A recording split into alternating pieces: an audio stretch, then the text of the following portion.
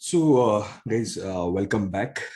Very good morning, good afternoon, good evening, guys. Depend on your time zone. Okay, so let's continue. Lots of interesting uh, use case wise and advanced also practicals. I have a plan in my mind.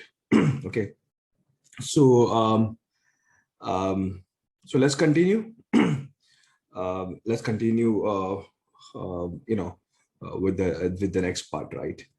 So lots of practical we have. 1 minute, please. Let me set my settings over here. Just give me 1 minute, please.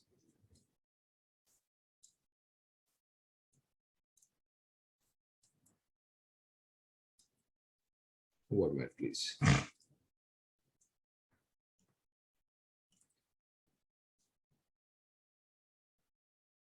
Okay.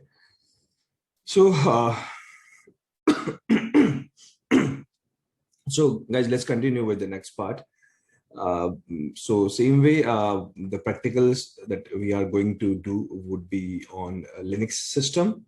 Even though Mac also, Windows also, some third-party tool come up in the market that is called Bash Shell. You can go and download the Bash Shell from internet, and not the commands of the Linux, but Bash facilities, Bash internal feature, or Bash internal functions you can run on those shells, right? So what I mean by command, what is the difference between command and the function? That is the one of the topic for today. You guys come to know what exactly the difference on, right, between the command and what exactly the function, because typically a lot of guys feel in the shell that that is a command, but the good thing about the function in the shell that look like command, but it is not a command, they are the functions, right? So there are a lot of things we run in our command line. uh, we treat that command as a command, but they are a function. What I mean by this, when I start the topic called function today, you come to know what exactly I'm talking about, right?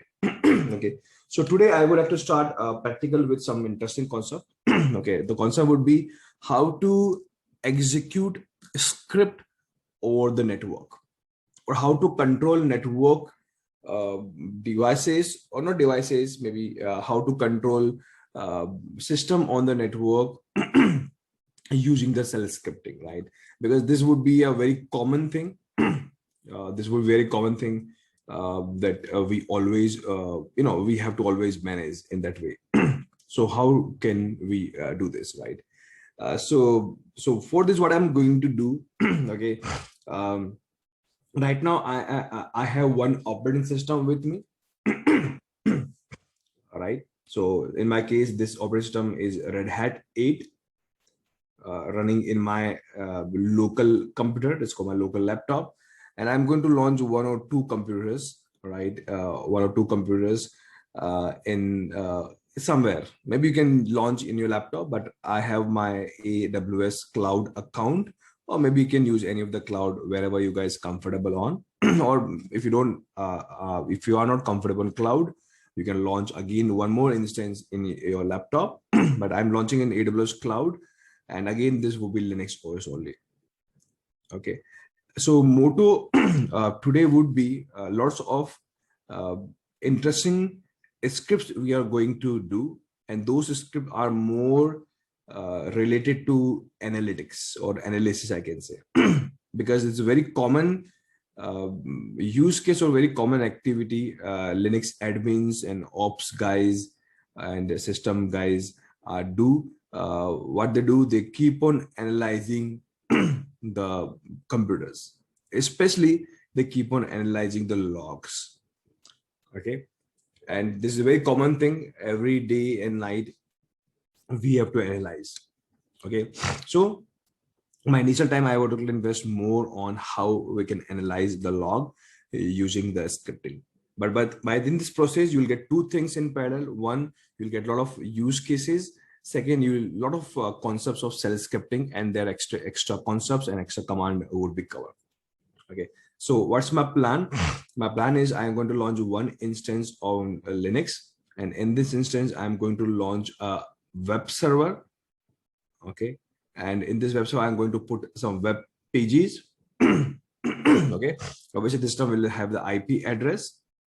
So I will treat you guys as my client. I will provide a IP to you because this is my public IP.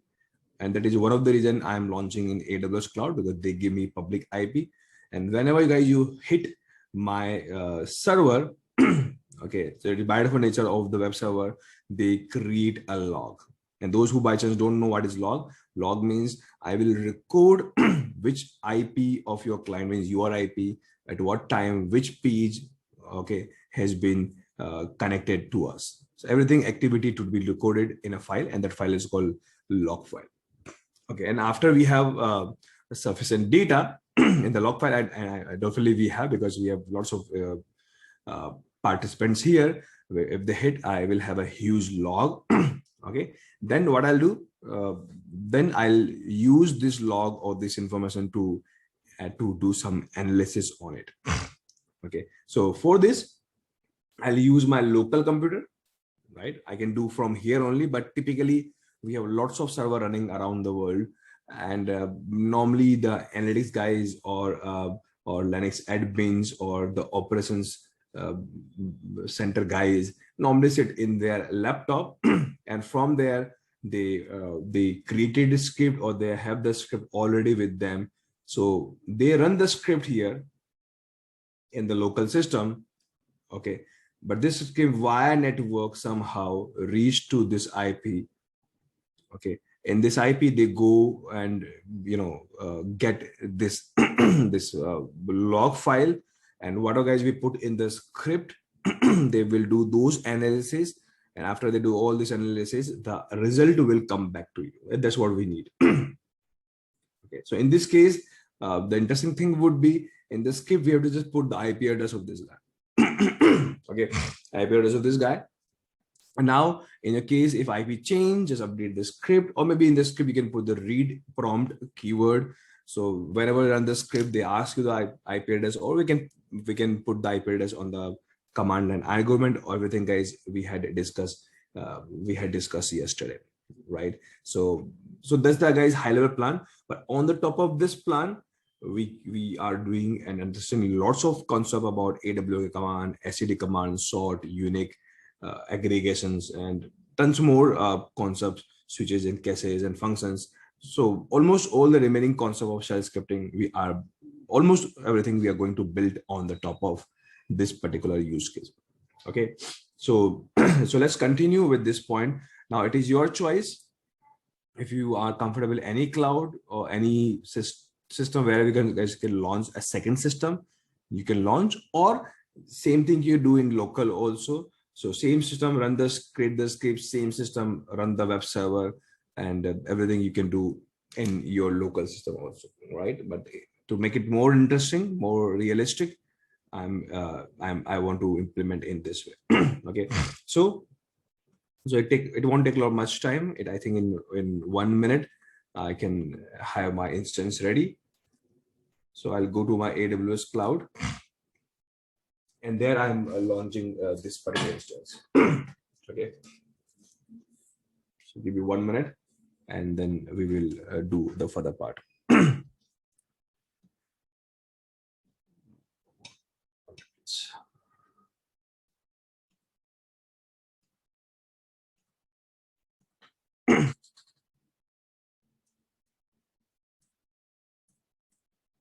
So understand one thing, guys, because this instance would be on the cloud, and the point here is I don't want to directly log into the system. We can do, but I want to log in from a local computer, means from the different computer, and you guys might know that if you are Linux operating system, and if you want to control or manage the Linux operating system, so we have one management protocol available for the Linux, and the name of the management protocol is SSH. So SSH is considered as a management protocol, means from other system you can control the Linux operating system. So from my local computer, by manually or by script or command line, I can use SSH to control this guys, means to do remote logins. or to execute remote commands. Okay, so everything guys we can do with SSS. I believe almost everybody know SSS. Okay, so I'm launching one instance here. So how to launch, that's not important here, but I am going to have one more computer. Here I'm using Amazon Linux OS. Okay, some limited RAM and CPU. I'm having public IP over here with some extra hard disk. Just giving some name. Let's say script OS, some just name I'm giving, nothing special. And there's a firewall. I'm allowing all, so there is no connectivity issues come up. Okay, and launch. And this screen is a little bit important here. Why? Because this is the other Linux.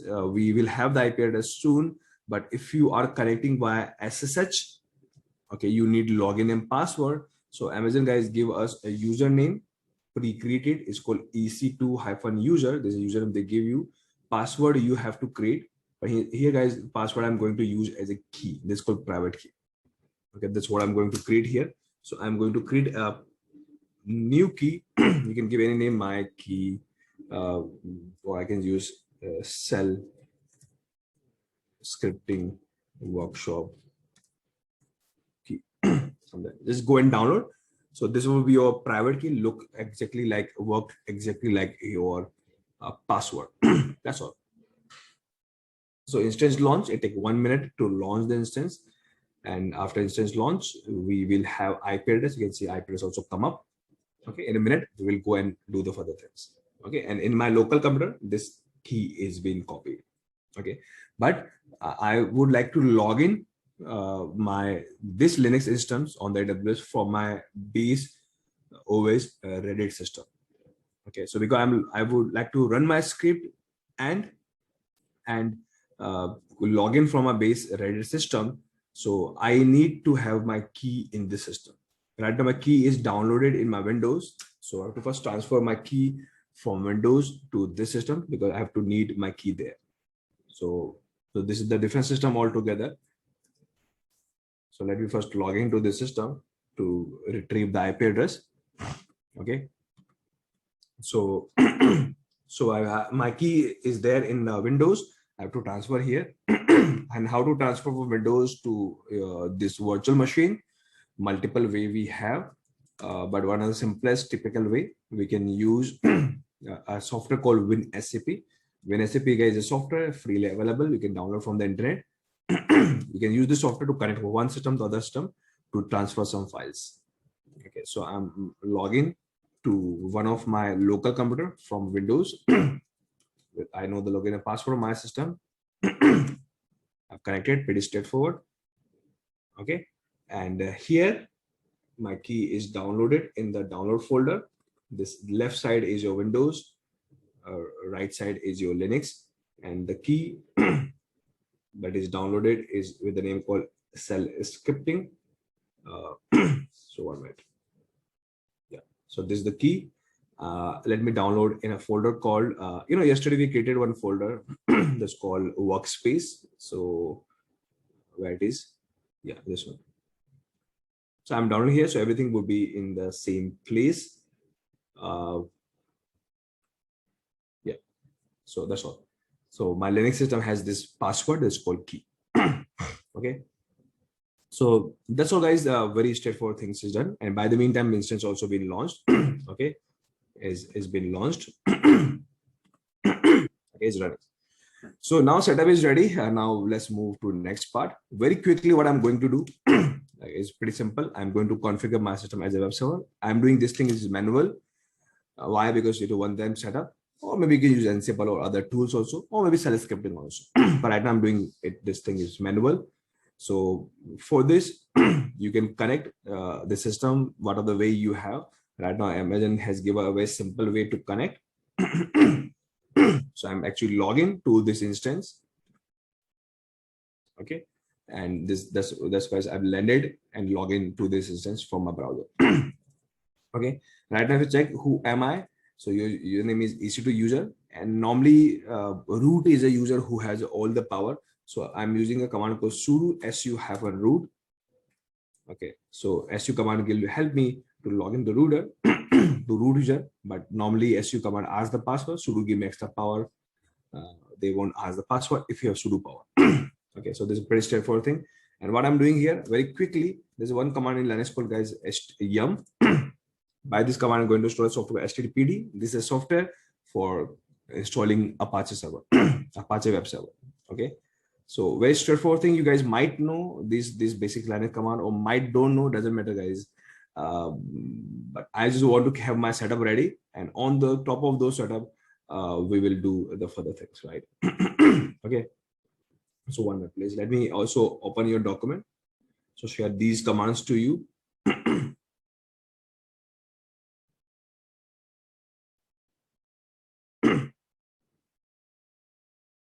minute. It is. I guess can you hold for a second?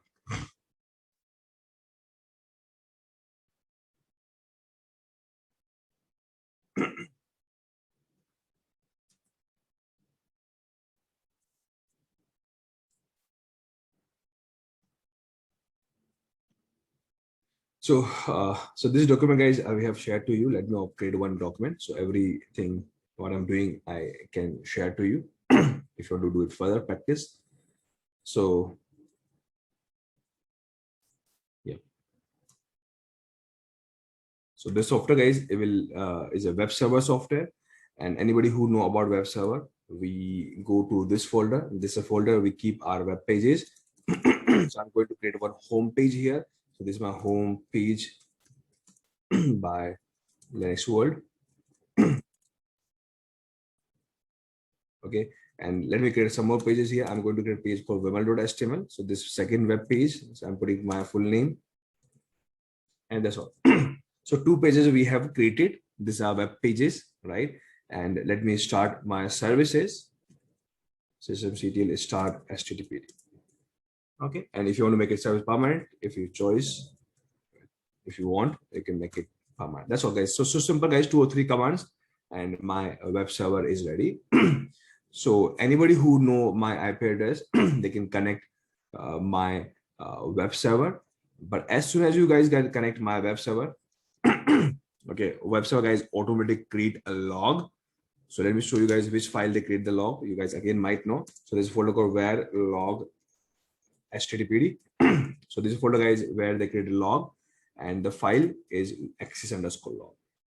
So this is the file, guys, where they create a log. Okay, if I hit enter, you can see there's a lot of logs we had.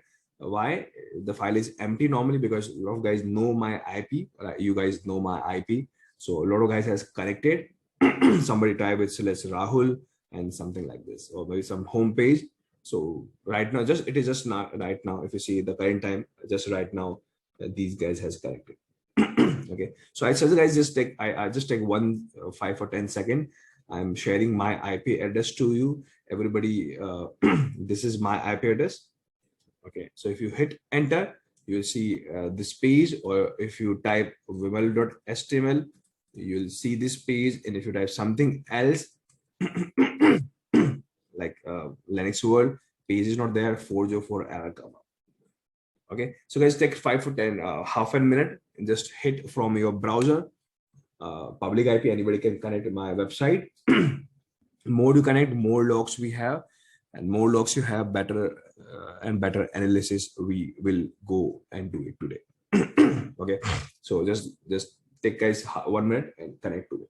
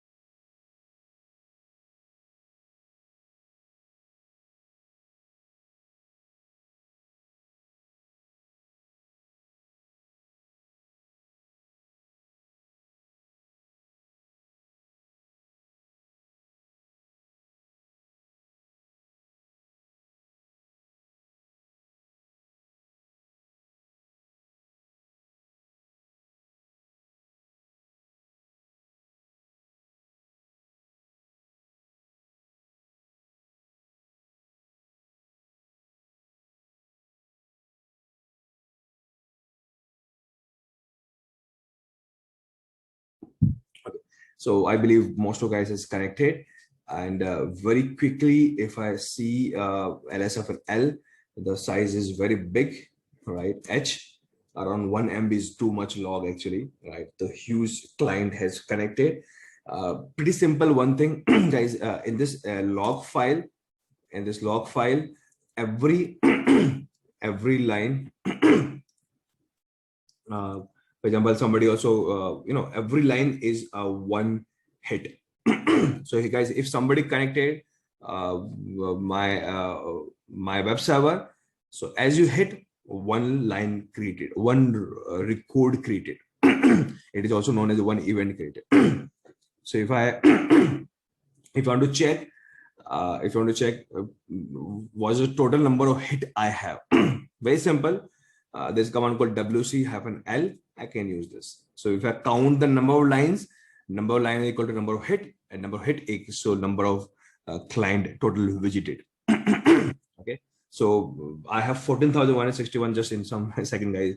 That must hit happen to my site is too much. Okay, so this must hit happen to my site right now, because this command duty is to just count the number of lines, and logically we know one line equals to one hit or one record. Okay, so this is the total hit happen.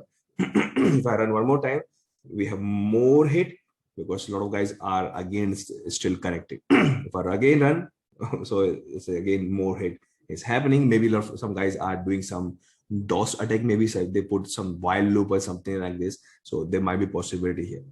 Okay, this is one thing. Second thing to be noticed here, just a very high level, guys, I'm explaining you. So because because if you know better about your data, better way you can analyze, and better way you can write the script. Okay, the today's topic is not log, not web server, not analyze, but I think this is a good use case and great use case. And on the top of this use case, I am going to explain you multiple cell scripting concepts. Okay, but about this log file, I just want to tell you one more information over here. In this log file, for example, if you talk about the first line, okay, in the first line from here, and I think it end here. This is the first line. So this is this is one event or one record or one somebody hit, and I know a lot of thing about that guy who hit the system. I know the IP of their laptop or their mobile phone. Okay, it looked like they hit from mobile phone. How I know? Because it is written here iPhone. So this guy has used their iPhone to hit. Maybe they might use Safari browser to hit this website. And this guy has tried to open a page called Right Education. That is one of the very powerful campaign we are promoting under Linux World, or maybe from IIC community. So they try to hit this page. By chance, this page is not available in my website. So these guys get a 404 error. Okay, but if somebody hit my page, the page is available, then you will see 200 status code that's successful. So for example, see this one, somebody tried to hit my home page, they get 200 error. And but whatever error you get of data you get, you will get some data. For example, somebody hit my web page, data transfer, so 19 byte data transfer. Here they get 196 byte data transfer. Why? Because my server provides some information that page is not found. Okay, so these are some information we have. Second thing, guys, here they also maintain the time, date, month, year, minutes, all the things, time zone, they updated here. So these are the informations I just want to update you very quickly. Okay, now because I know this information, now I can do lots of cell scripting, a lot of analysis on the top of this data. Okay, what can I do? So before I do any analysis on the top of this data, very interesting, a lot of guys concept we are going to cover today. First, let me show you how to connect this system right, from my local computer, obviously via a remote way or via network way using SSH. So this thing you guys might know, but let me do very quickly so we can directly start writing the script. Okay, so for this you just require 2 or 3 things. So one thing you require is a key, means your password. One minute. So this key I have, it's my password. Second thing, you require SSH command. Okay. Next thing, you require the IP address of the system that I know already. So this is IP is 65.1, 65.1, 65 and 90. Next thing, you require username. I again know by some username. It is called EC2 have one user. L is the option to tell which username you have. And next is you require is your password. In my case, password is key. So this key is my identity, I, and my key name is this one. So these are the things you require. So from a local computer, if you have a network connectivity, you can log in. They ask yes or no first time, and they connect. Maybe first time they give you warning. They say a private key is open. They're talking about this key permission is open. Other guys can read it, so it's not secure. So just change your permission that other won't able to read this file. Okay, so O means other, R means remove the read power. Now you can see guys, read power remove. Now my key is secure. Only secure key SSH command allow. Okay, so now if I hit enter, I have login. Against too much because I have to remove from my group read also. Okay, so only owner can read, nobody can read. That's the pretty basic thing you guys might know. And let me log in. That's all. So from my local laptop, I've landed to my instance. Right now, just I landed there to show you some basics concepts. And after guys, if concept become clear, then we'll write the script in local computer and then execute there, right? So this is the system where my instance running. Again, I landed to this user. Let me log in to my root account first. Okay, why I'm logging root account? Because root account has a normal power to read something and do something. So my overall things I want to do something on this file. Okay, so how you want to log in, that will be your choice, what a comfortable way you have. But let's start the main point, right? So first guys, first use case that we are going to solve would be, for example, this is the big huge file we have. Okay, big huge file we have, and here we know the first IP address is the IP address of my client. Okay, so let's take this use case. I want to find the total client IP visited. Okay, not total number, maybe one client visit 10 times. So I want to count the total unique client visited. That's my my requirement. Okay, so how we can do this? So first, for this guys, what I have to do first, I have to first logically try to understand. I have to first retrieve the IP address, only IP address. Because after, if you have only IP address as information, then you can do something more on the top of this. Okay, so final point is total. We have to count the total number of IP or unique IP. Okay, so but first we have to retrieve the IP address. Okay, but understand one thing in this file. Okay, in this file, IP first first part is the IP address, then we have a space, then we have something, then space with something, then space with something. So technically this file is a space separated file. Okay, and if you want to retrieve something, you can use cut command, but cut command guys come with very limited feature and facility. So if you want to retrieve some particular column, okay, for example, the IP address is the first column. Okay, or maybe if you look at the status code of 404, this is a maybe 8 or 9 column. Maybe if you try to count 8 or 9th column. So if you want to retrieve particular column and do some more thing on the top of this, okay, cut command that I showed you yesterday you can use, but better way and more powerful way is to use a command called AWK. This is called op command. Okay, even though guys, the interesting thing is awk is just not only a command, it is a one itself their own programming language. They have their own personal script language, so big thing. So like, self scripting we are doing right now, so we can have one workshop on awk also, is so much big. So obviously I don't want to talk much, but yeah, lots of information I will share with you today about the awk. But awk is one command, but they have their own personal scripting also. Okay, but let me start with awk, how it works. So, so what I'm going to do, I'll ask my awk and say, awk, can you do one thing? I want you go to this file and print it.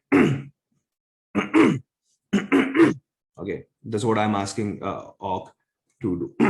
Okay, syntax error, because guys, in the awk, print is one, because I tell awk is, guys, again, one personal scripting language. So if you want to do anything inside the awk or run anything about the awk, print is one of the keyword of the awk. So we have to put in curly braces. Okay, so what they do, they print it like a cat command. Okay, like cat command, they print the entire file. Okay, but this is not the reason why we use the awk. We use the awk for one purpose, and I say, awk, you are very much specialized program, and you know about a lot of thing about the data. You are mainly data processing command, and so which is the first field, which second field, third field. So every field, guys, they store in a variable, and the variable name is called $1, $2, $3. So $1 means first column, $2 means second column, $3 means third column. Okay, so if I hit enter, so guys, here only first column printed. That's what I wanted. First column means the first column we know about access log, the IP address printed. Okay, so guys, if you want to retrieve any of the column, and by chance this file is space separated, right? So AWS by default, guys, work on data that is a space separated. But by chance, you guys know one more file that we talked about yesterday. This file, our column is column separated. So if I use awk here, because awk by default, guys, work on the space separator, so they don't see any space. So for them, every line till here is one first column. But to tell AWK command that this file is column separated, so for this, in the AWS we have an option called F, and with the F we can pass and tell AWS now use column as your field separator, and now what are the first field you have, just show me. So first field, guys, come up here, and maybe, guys, you can write one more time $6. Show me the sixth field. Let's see, here first field come up and sixth will come up. But they come continuous, there's no space in between. So here we can put all of the strings. Say here I can put hyphen, this some symbol, and put this. So because print keyword support string, and right, this is one string I put in double quote. I see here between this symbol come up, or maybe obviously if you want to put some extra spaces, you can put it.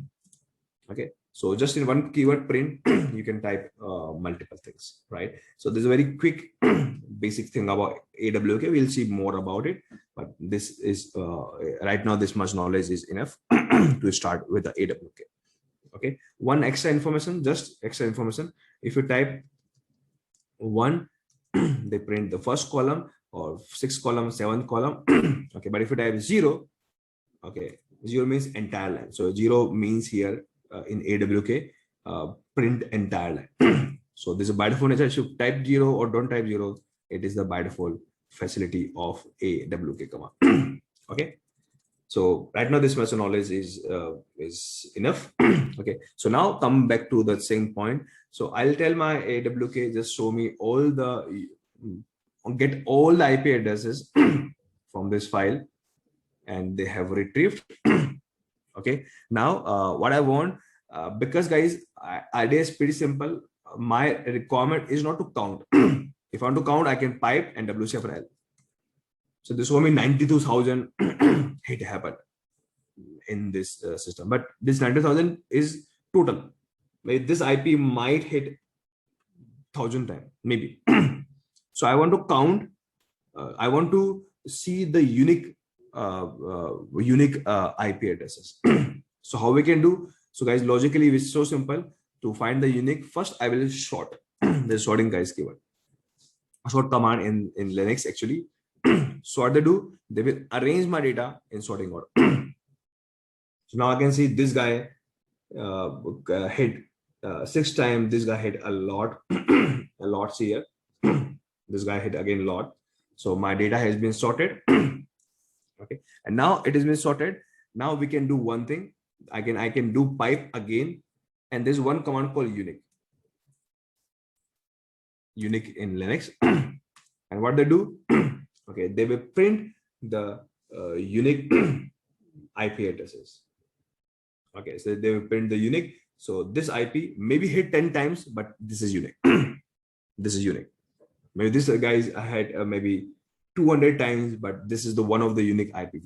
So here guys, I get the list of all the unique IP addresses over here.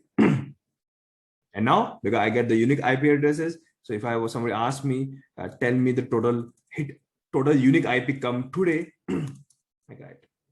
So right now 528 total guys has connected to me. Or right now I get one more name, some more guys try somewhere. Okay, so total 529 different guys, different computer, different laptop, different obviously different IP address has hit to my server. Okay, so that's what we can do here. So there's one simple analysis we can do. And guys, I suggest, I feel you guys know is pipe. So this command output go to sort command output go to this one. So so one by one we are this called guys, this concept is also called transforming. Okay, so from here we are reading the data. That's called extract. Then we are doing something on this data, then something, right? This is called transform. And finally I'll store my data here, or maybe in some file is called load. So guys, ETL operation, extract, transform, and load, something like this we are doing with with the cell commands. Or maybe we can put this command in the file, it's become shell script. It does that guy, okay. One more thing I want to show you is very interesting. So this is the guys sorted list of my IP address, and what I'm looking for, I want to see the total count by IP address. So I want to see this IP hit 6 times, this IP hit 100 times, this IP hit maybe 4 or 5 times. So I want to see the total count per IP basis. Okay, this concept is known as aggregation. So I want to aggregate my result, group by kind of concepts that you use in SQL world. So something like this. So for this, I will tell my first unique. You are the one who know unique. Technical guys, these number is IP address. IP address is a string. So unique will see the unique strings. They printed here. But I say I don't want to see only unique. I want to see the count also. So guys, in the unique command, we have option called C.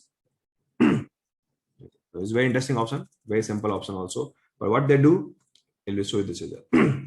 Now this is very clear. Sorry, analysis, where we can see this IP hit 176 times and this IP hit 586 times. Okay, so this way, guys, we can see what is exactly going on. Okay, now output of this command is 2 column again. See here, this is the first column, this is second column. Second column contain that IP address, first column contain the total count or hit from that IP address. Okay, now if you are interested more in who is the top 3 IP address hit to your server, why? Maybe some guys are trying to hit my server unwanted, maybe they're doing DOS attack. If I know my top 3 IP addresses, we will do further analysis and we can go to firewall and block those guys. Okay, so that might be requirement. Okay, so how we can do? Again, we can use sorting. Okay, sorting. So if I do sorting again, nothing else has come up, because what exactly I was looking for. I was looking for I want to sort my number with numbers, right? Because here they sorted. If you guys notice here, they sorted, but they sorted with 9999993 888888. So you guys, if you notice here, okay, they sorted the number, but sorting commands, guys, by default work and feel they are the string, and they feel 8 in 82 is a string, so they keep all 8, maybe 82, 800 in a one category. Okay, so to tell the sorting that this number are not a string, they are actually number. So for this, there's option called n. Okay, now they treat this guy as a number. Now proper sorting happen. Now they do a sorting based on the number. Okay, and that's one thing, guys. By chance we are lucky here. By chance we are lucky here. Sorting commands, guys, by default sort based on the first column. Okay, but if this number was in the second column or third column, and if you want to sort this data based on a second or third column, you will stuck. Okay, so it is very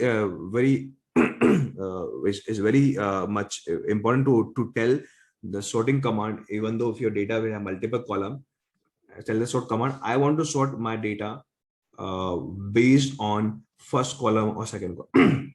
So for this, we have option called K. Okay, so which column wise you want to sort? So I say 1. This is a by default agent. It should have good practice, because maybe they want to sort the data based on fourth column. Okay, so they sorted again our same output command. Okay, same output command. Now we got this output, and they sort the data with ascending order, small, big, big, big, big. But if you want to reverse, there's option called R. So they reverse. So the small one come first. So these are the sweet guys. They hit only once. These hit twice. Okay. So this kind of output come up. But based upon a requirement, let's go in this way. Okay. Now, guys, these are the data. So the line 1, line 2, line 3, and these are the last lines. And guys, if you have any last line and if you want to retrieve any last line, there's one command called tell. Tail in the Linux. Okay, and you can tell the tail command. By default, guys, tail command will retrieve last 10 lines. So only last 10 lines come up. But if you're interested in last 3 lines, you can have last 3 lines come up. Okay, so these are 3 IPs and most top 3 IP addresses who hit my server till date. We're going to, guys, even though server I started today only, but till date, these are the IP addresses who hit my server the most.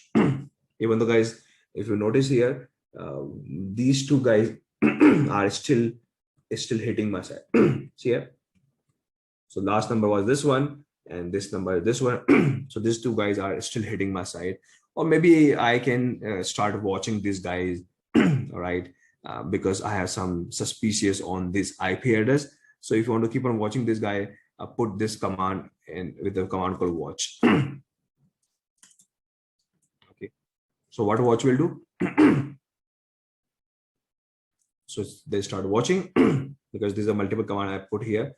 So I think you have to put everything inside a double quote. So watch will properly work. Yeah. So I am watching these guys. Okay.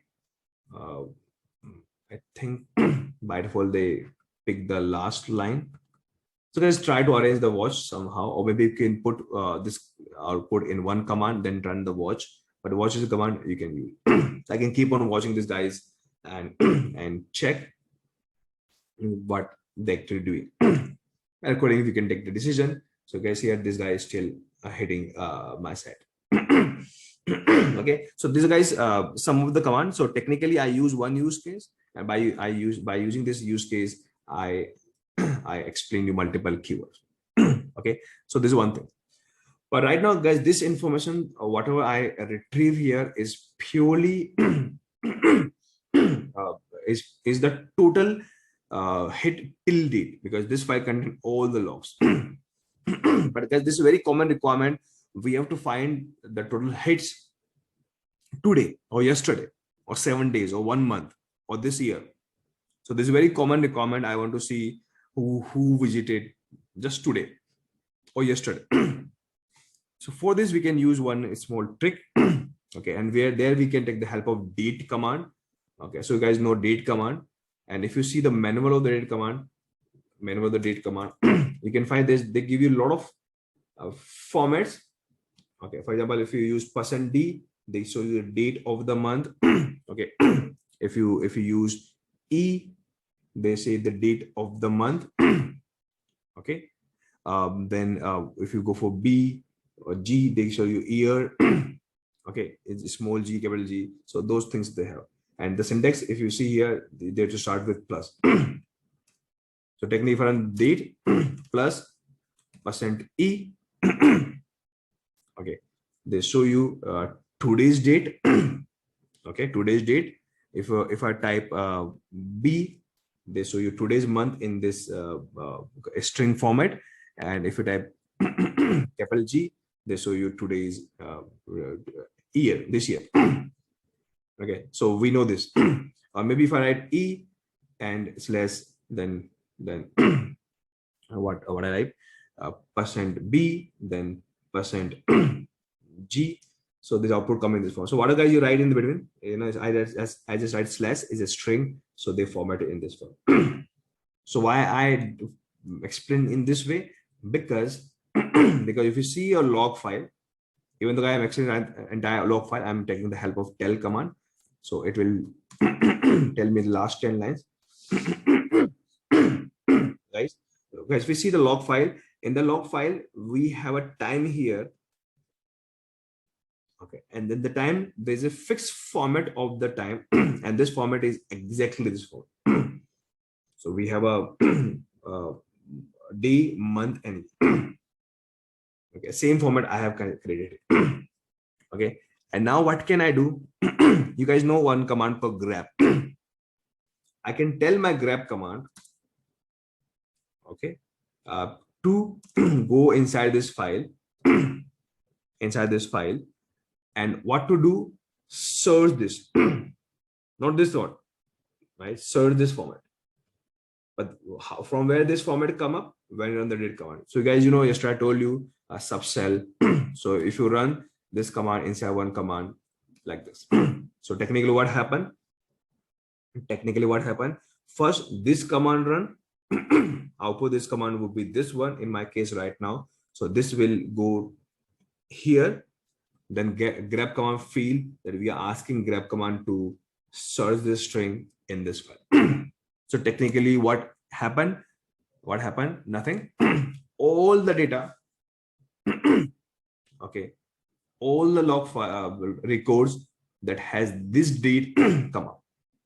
By chance, this server we launched today only, you won't get the yesterday data. But technically by this approach, I can see the total hit happened today. Okay, and if you guys get the total hit happen today, and then if you have a requirement to only retrieve the IP address, I can provide this thing to awk command and say, show me the first field only. So these are the guys IP hit today only. Okay, and then I can do further sorting. Further, I can do unique -c.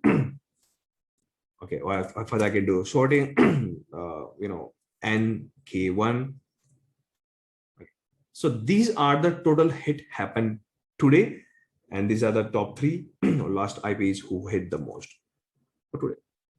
Now guys, if you understand this approach, now if you have any requirement come up, if somebody says no, I am looking for this date in this month or this time or between this time, okay, so anything you have, we can further plan over here. Okay, so but this is the core idea. So I mix match multiple command together and to achieve the results. Okay, so that's what we have done. Or maybe we can count the total unique client come today. So so these are 539 is a total unique client come today. Okay, so there's the core idea. Okay, let's do some more thing here. Maybe I want to maybe you want to, you know, you want to present your result in some other format. For example, this is the file we have. Okay, this is a file we have. Okay, in this file, what I'm doing here, I'm asking awk command to, I put in single quote guys here, okay, to print my first IP address. Okay, but guys, what I'm doing here, I'm asking, also writing here request just a string from this IP. Okay, so it is just a way I am formatting. Okay, so what happened? So this output come up. So we retrieve only the first IP, but this string we have put here. So my output will become very clear. And then what I do, I'll do sorting. The sorted result come up. Okay, then I'll do unique -c. Then unique number come up. Okay, and guys, if I again do sorting on the top of this data,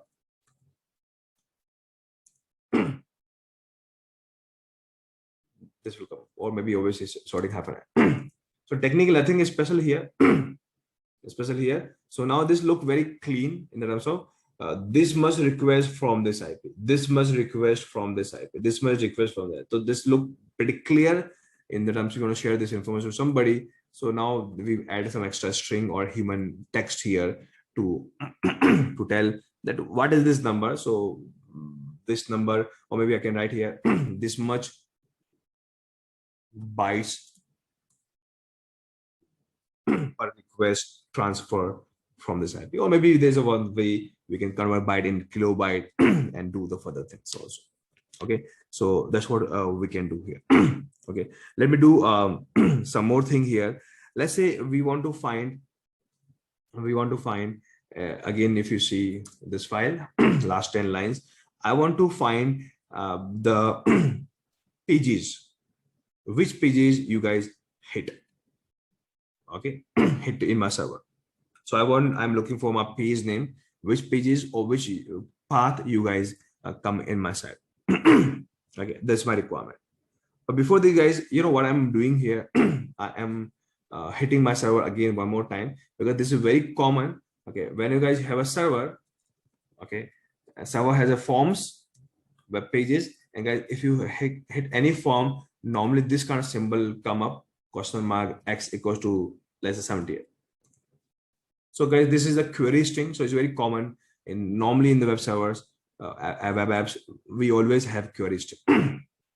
But finally, this is URL or hit, because I hit this come up here, this come up here, right? So let me show you very quickly. Let me search Vimal query string X equals to something format.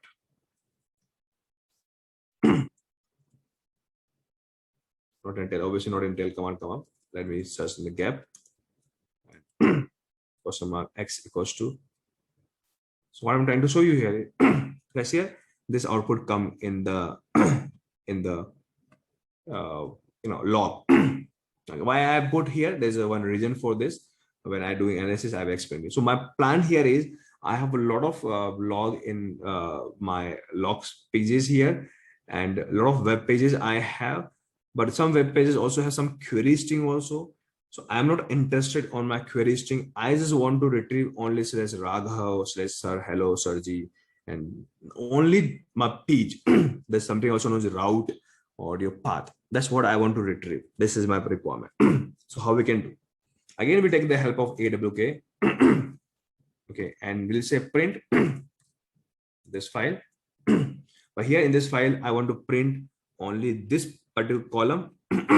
Okay, and the column number is 1, 2, 3. And guys, from here till here we have space 4, 5, 6, and I believe this is 7. So I'm looking only for so guys, all the pages, all the URL has been hit. Okay, has been hit. Okay, but here by chance, if you try to again search X equals something, so this name again somewhere we have. So I'm not interested in this further name. I want to retrieve only this part. I'm not at all interested in my query string because query string would be anything. Page name is always unique. Client can put any query string in the form. Okay. So my requirement is to only analyze maximum number hit on these pages. For this, I just want to retrieve only this part. So point guys here is how can you eliminate these lines? Eliminate this line. So for this, we can take the help of cut command again. Okay. So what can we do? What can we do? We can tell my cut command, or maybe you can use AWK also, but let me use cut only. So I can tell my cut command, do one thing, wherever you are one question mark, this is a field separator. Before this, we have first field. After this, we have second field. Okay, how we can do? Okay, we can tell my cut command. Okay, cut command over here and say, I'll tell my cut command that the field separator is question mark. Okay, and whatever I see before and after is a different field. But right now I'm interested in the first field. Okay, so I can type F1. That's all. So automatically, guys, only first field they retrieve, and after question mark, whatever they come up, they eliminate. Because I'm asking here to retrieve only field 1. Now, guys, everything come up, and now if you try to search, search just for testing, does we have anything about x equal to? We don't have. Okay, we don't have after question mark, but somebody try to put in this URL. We can do it further also. We can tell anything whatever we have after HTML is my field separate, and before this cut and after this cut, right? But yeah, everything after equals to, after question mark has been removed. Okay, so that's what this trick we have used. Okay, and now because they remove. Because they remove, now we can do further further thing also, right? For example, again same thing I'm doing. I can do sorting here. Okay, I can do sorting here. Then I can find unique. Okay, with count. Okay, and then I can do sort hyphen and based upon first field. Okay, so now guys is very clear. Okay, what we retrieve here, we retrieve on my home page, this must hit happen. Okay, so on my page, this must hit happen. Okay, so from here guys, we can get this information. So it means your website is so popular, most guys are visiting your website in your home pages. So ask my developer to improve my web page, like anything, you have to improve SEO, improve performance of web pages, JavaScript, and we can take the further decision on the top of this. Okay, so that's what this thing will do. But guys, here in this case, all the pages come up. So a lot of pages guys has no meaning, right? Because like Great Vimal Daga or ISA Rise, this page has no meaning in this case because this page is not exist actually. And because this page is not exist, it means my server know this page is not exist. How my server know? Okay, if you see again that file, okay, server know that this Pawan current page is not exist. Why? Because 404 error. Okay, so obviously while doing analysis, sometimes it's important to work on 404 because some client is hitting like anything. Okay, on those pages, but they are not exist. So why client hitting? Maybe some I was that page, but now is removed. Maybe so it is important to know. But right now my interest would be on to see all the pages that is not available but my client hit, or vice versa. All the pages the client hit but exist. Okay, so here guys, we can do one powerful thing about AWK. Okay, so before this, let me explain you why this file. Let's say I'm interested on on only on those user who ID is 997 or ID is 1000. I want to retrieve this. So I can tell my AWK, okay, to print print entire line from this file. That's a by default nature.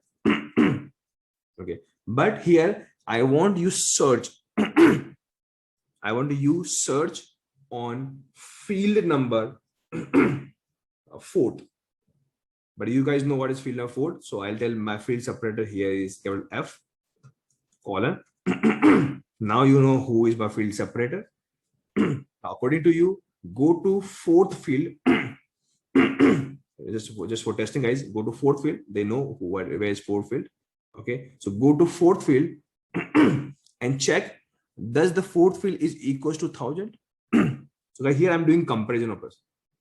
And if you want to do any comparison operation in AWK, so outside your curly braces and inside your single quote, okay, you have to write, just go to 4th field and compare, does they equals to 1000? Okay, and if this comparison match, then only print that line. So it means they go to this field, not the 4th field, actually 3rd field.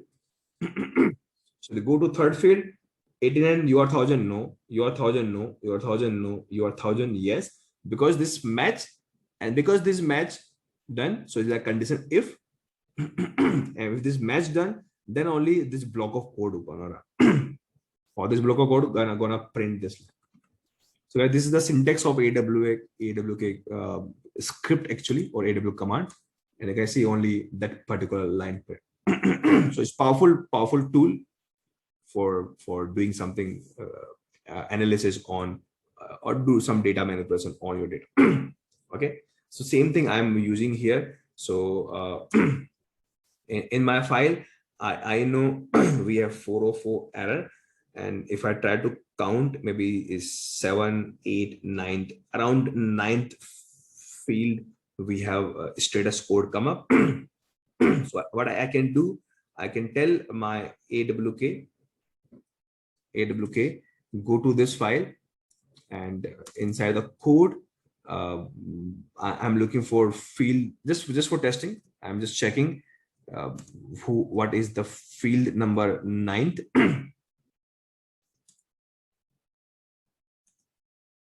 Okay, yeah, what this is the exact right. Field number 9 is 404 or this one, right? So I'm saying just I want to print the entire line, but only the condition is my 9th field should be equals to 404. I want to see on all the pages that my system hits, right? But that page did not exist. That's my requirement.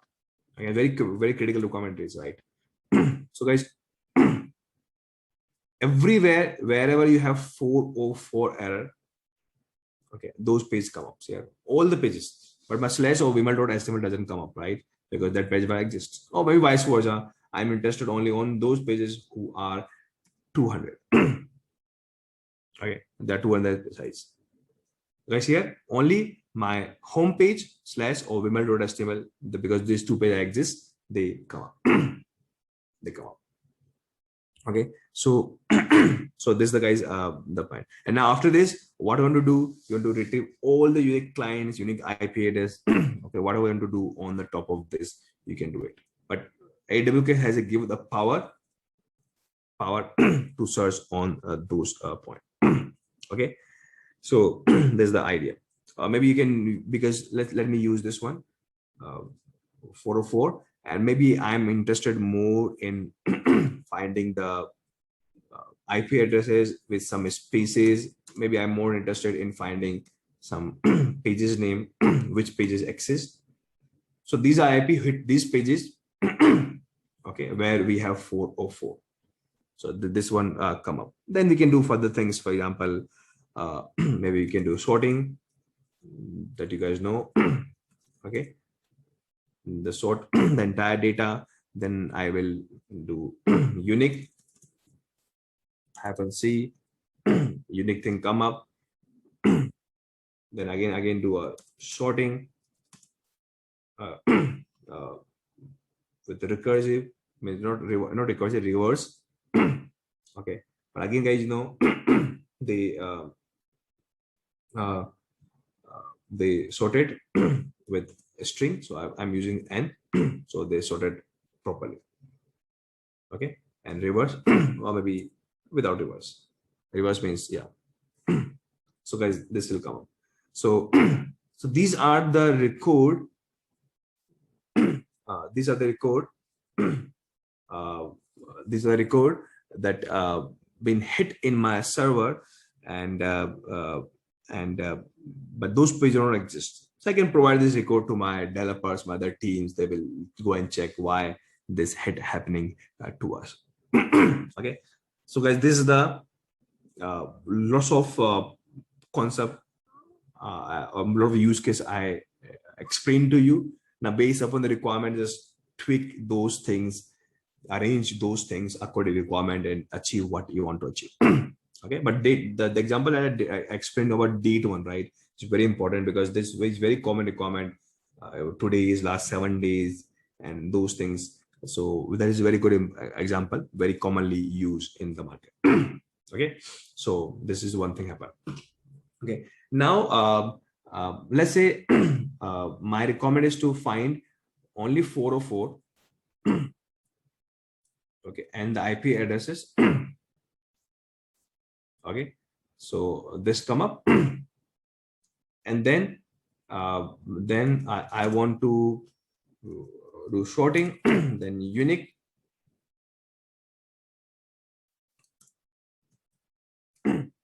unique. So what I'm doing here, wait a minute, I will explain you. And finally, count. Okay, so guys, this is the total unique client hit till date. Okay, and who provided me 404 error. Okay, so these are 404 error from these much client guys till date get 404 error. But guys, right now I'm running everything, all those things on the top of server. Right now I'm sitting on my server, but that was not our plan. Our plan was, okay, I am as a operation guys or admin guys sitting in my local computer, and from here, okay, I were to hit my server to analyze their log and get the output back. Okay, so I'm getting the output, but everything I'm running in my server. Okay, and obviously not always possible to go to server again and again. You have lots of server. So what I'm doing here, for this, I am going to my system. You guys see here, this is local host, means I am in my computer now, and I'm creating one script. This is called, let's say, web.sh. Okay, and in this, okay, what I'm doing here, nothing special. I'll copy this command as is. Copy. I'll copy this command. Okay, and now I will run. But understand one thing: this command, if I run, it will run in my laptop. I don't want this. Before this, I'll add one more thing, because by chance I was already in that folder. Okay, so so this file exists there. But if you want to run this command from anywhere else, it will give the proper path where this file exists. Okay, so right now, guys, this command is there in my local laptop. Okay, so what our requirement is? Our requirement is is to run this script. Right now, guys, if I run this script right in my local laptop, it run because my local log file don't have any log as such, so number 0 come up. But I want this script to be run on my remote system. Okay, how we can run? So pretty simple, nothing special, guys. In this, understand one simple idea. Okay, if you want to run any script or any command, or sorry, any program, okay, so that program should be there in their hard disk or in their RAM. Okay, so if you want to run any script in IP2, So you have to first copy the code or the script here, then only you can run. Okay, then you can execute it. So that's what I'm going to do here. So what I'm going to do, I'm copying this script. Okay, before this, let me explain some basic commands. Those who are not so much comfortable with SSS. Okay, so let me explain some commands here. So let me go back here. Let me log out. So this command you guys know. Okay, this command will help you to log in to this system. Okay, that we did, right? But if you don't want to log in and run the command there from your laptop, so what can you do? In SS they have facility. After the SSS, in the last, you can put the command. Right. So what happened, guys? My SSS will go there, into login, they run the command there only because the command exists there. They run, they print the output and provide to us. And I'm still in my local host. So this is not my date, right? My system date is maybe different, but this is a date come from the remote computer. Pretty simple, right?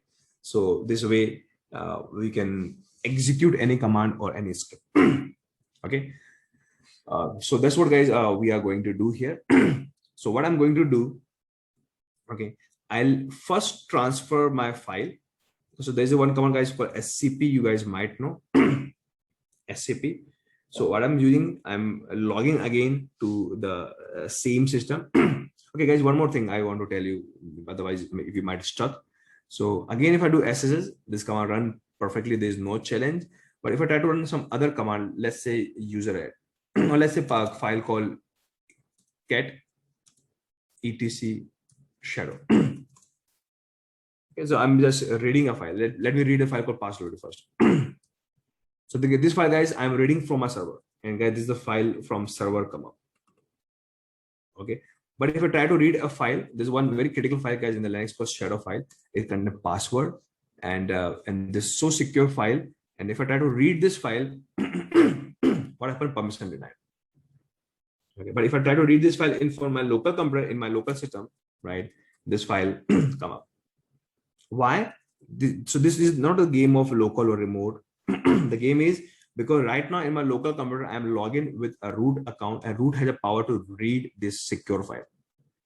But right now, if I doing SSS, you're doing SSS on the remote user, and if you try to find who are you on the remote computer, you are EC2 user there. And this, so apart from root user, none of the user has a power to read this file. Okay, so let me see this spectacle one more time in other way. So right now I'm logging here. Who am I? This one. If you try to read this file, you can't read. By chance, the instance that I launched and in the cloud, that, guys, give this user extra power. This is called sudo power. So for this, if you can put the command sudo in the front of this command, so this user will get extra power of root, and with the power of root, they can run any of the command that root user can run. So there's sudo, and now they can run. So same trick I can apply here.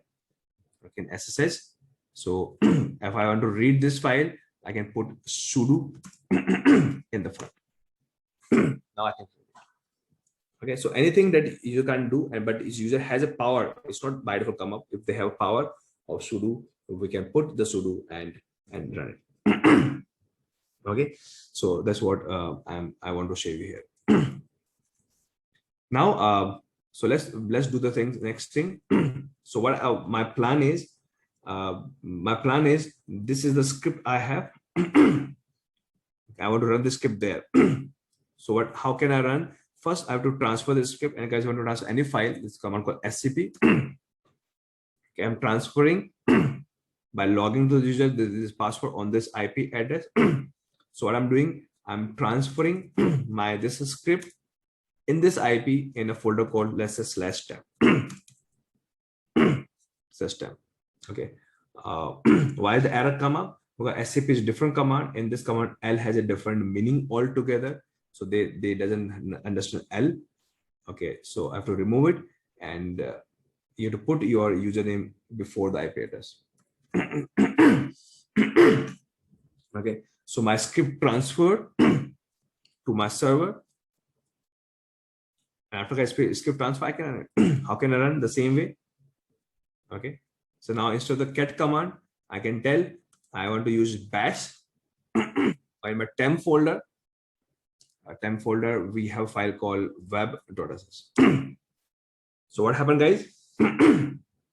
Okay, now this script is running in the server, and this time in this IP addresses, okay, the total number of unique client who have 404 error, because this is the way I create the script, these number come up. And guys, I'm still waiting, sitting in my local laptop. And obviously you don't want to type this command again and again. You can put this guy also in the script and run the script, right? So, or maybe you can create one script. They will first transfer your code, then run it. So everything, guys, you can put in the script. You guys know how to create a script very well. But this is small information I'm just sharing to you how to manage those things. So from my laptop, I can connect to any of the IP address, upload my script there, and check their status. Depend what I have put in my script.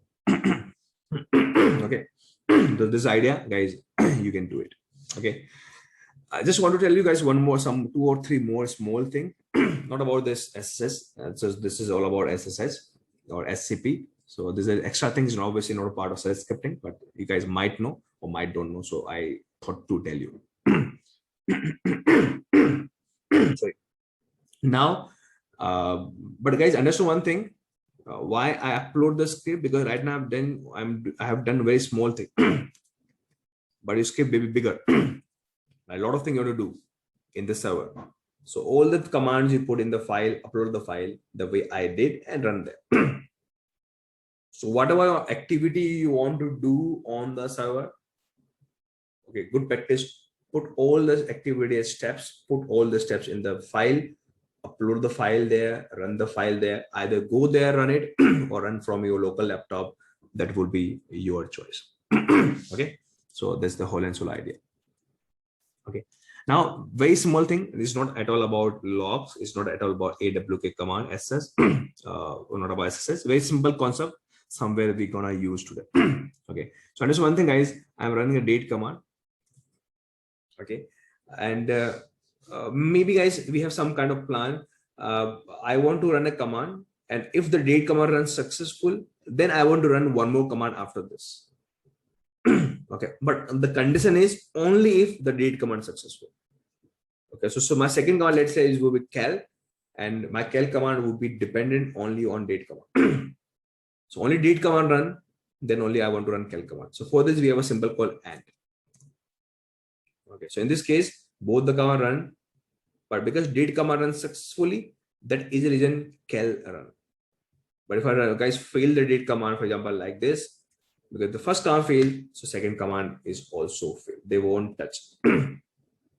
So is this something like this? You write the first script. If first script runs successfully, then only my second script runs. So this kind of dependencies, guys, you can set it. But there might be some requirement. If first command run or not, in any of the cases, I want to run my second. Okay, so they can use pipe here. So 1 minute. Pipe here. So technically, for first command fail, then they run the next command. Okay, so it is like this. So you can use pipe to achieve this. But if you recommend, if first command fail or not fail, both the case want to run second command. If this is the case, then we have a command called semicolon. Okay, so first command run or not run, second command will run. So if I fail the first command, even the first command fail, but second one run. So depend, guys, what kind of dependencies you would like to set. Okay, you can do it semicolon, double pipe like is known as or condition, and this is called AND condition. Okay, so this dependency, guys, you can set somewhere we normally use. Okay, one more thing I want to tell you here is very simple, very small point. A lot of guys normally do a mistake here. So if you do SSH, okay, and run some command, like date command, run fine. But if you want to run two commands, date and cal, and see guys, what happened? Both are run. But guys, it's not this one big error. It's not very harder to catch here. But what happened? Okay, because you write semicolon, so my ss command till date is ended. Okay, and then after semicolon, with cal is a different command. So technically, SSS is run only date command on the remote computer. Or cal command, guys, actually, run in my local computer. And how can I prove? If I guys check my host name of my computer. So guys, see here, okay, they print the host name of my local computer. But date command will come from my remote. So technically, understand one thing, very small point. If you want to run both the command, the way I explained to you as dependence, this will run or fail, this will run both the command in my remote computer. Then in this case, very small thing you do, you put everything in a double quote. So what happened? This entire string go to SSH in this IP address. First they run date there, then they run host name there, and both the output they bring back to you. Yes, here date come up, and that this is the host name of that computer of the remote computer. Okay, so a small point, but sometimes we miss. So thing won't work the way it should be. Okay, so this is one more information I want to share with you. Okay, one more thing, guys, I want to share with you, and very small concept, but a lot of guys here are from multiple industries, but also a lot of guys here are the student, and normally guys in the competition competitive programming, or maybe in interview, this is a very common question, guys, they ask you. Okay, very common question they ask you, and what they ask you, they give you a file, and this file we have a lot of word, and they're asking you to calculate the total word word frequency. Okay, that's what they ask you. What I mean by this, okay, so let's say we have a file, my dot text. Okay, here I put a lot of word. This is Vimal from Linux World. Hello, hi, this is Linux World. Okay, Linux World, again Vimal, again hi. So the requirement is I want to find the total count.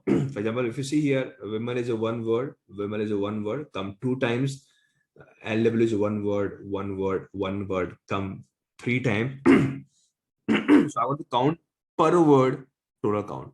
That is called word frequency. And this is very much useful for multiple use cases. In industry also, guys, sometimes we require, for multiple reasons, we need this. But how can we use cell scripting to do a word frequency?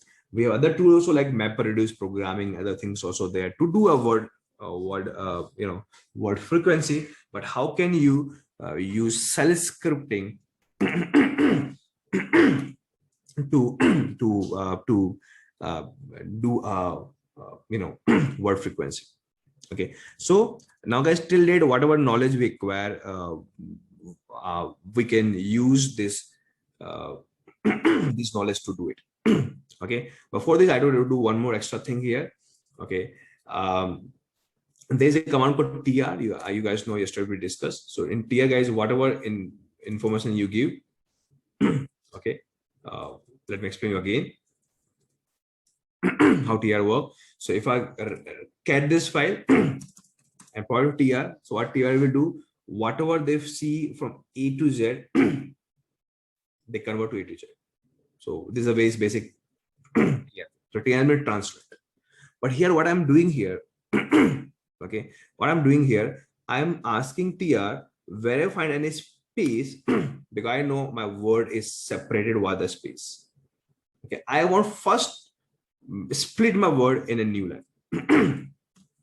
New line. Why? I'm explaining a minute. So I'll ask my TR, when you find any space, like I know what my subtree space, split and new line.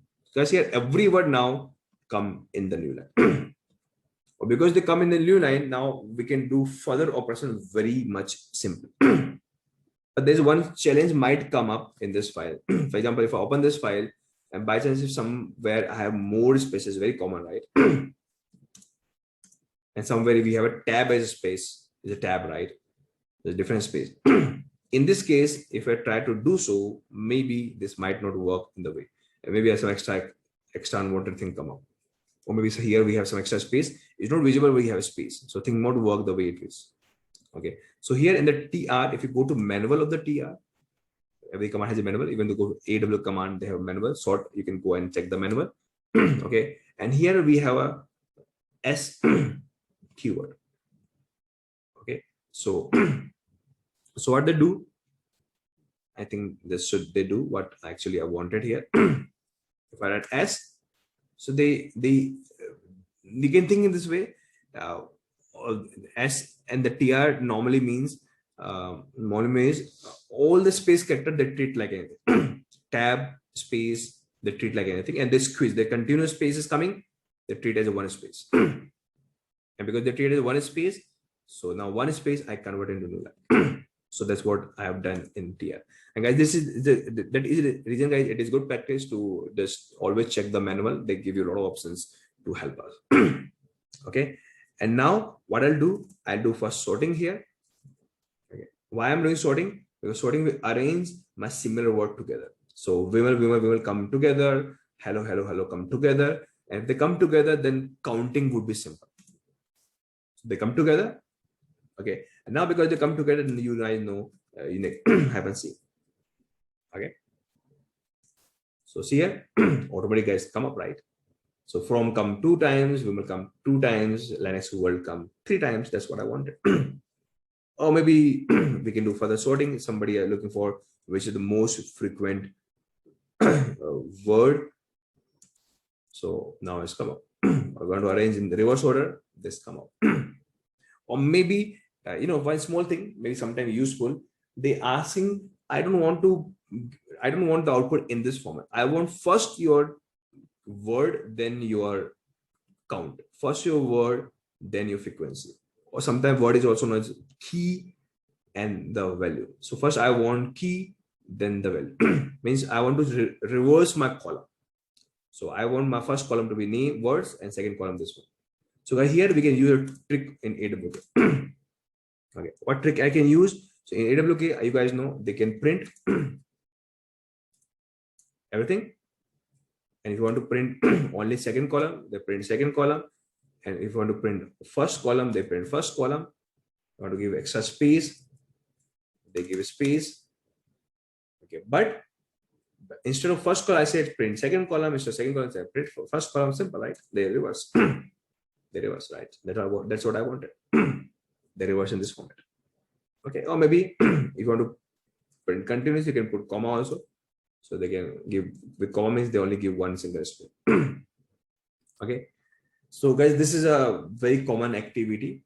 Maybe this might be useful. Maybe this concept you can take, right? And you can do further on this to do something. But how to count the word frequency is a very common interview problems. If they ask you interview in shell scripting, very commonly they ask. So this is the approach, or this is the practical you can perform. Okay. So guys, this is some more concept. So these are something. Let's move to some more new concept here. Okay. So guys, this is cell. You guys know. Okay. I don't know, guys, have you noticed this part or not? This part or not? Right now, delete is a command. Echo is a command. CD is a command. Okay, we treat everything as a command. And you guys also know one thing. Okay, where this command located in some folder, who will tell where this command located which? Who tell the which where the command located? Path. I told you guys yesterday this path. But but if I remove the path, how? That's all. The path removed, right? I don't have a path. Means there's nobody to tell the which command where the command located. See here, which don't know where the date located. And because which don't know where the date located or any of the command located, if you try to run any of the command, date, cal, anything, it won't work. Because path is the one who will tell you where the command located. So I think this thing you guys might know. But interesting thing here is if I try to run echo command, they're running here, echo have printed high. If I try to run cd command, they run here, I'm landed here. Or pw command also working. If I run history command, working, right? I can see all of history. So some of the command running and some of the command not running. Why? Because guys, the date and cal and ls, these are actual command, actual program. Or you know what guys, echo, cd, history, these are look like command, but they are not command. They are a function of your shell. Because right now my shell is running, or shell is a program, and you guys might know this thing. Whenever you guys create a code, put in a file, this code is known as program. Program here is also known as command. And in one program, guys, you can write one function, two function, three function, tons of function, guys, in one single program you can write. Every function will do something for you. It's same thing here. The program that is running right now is a process called bash. And bash, because they're running, so all the code in the bash is running, means all the function is running. So one of the function in the bash is called echo, one of the function is cd, one of the functions pwd, history. These are the pre-provided function, or the keyword, of maybe you can use the word of bash. Okay, so you guys might know one thing. For example, if I go to this one, because the here path is not removed because every cell is a different session.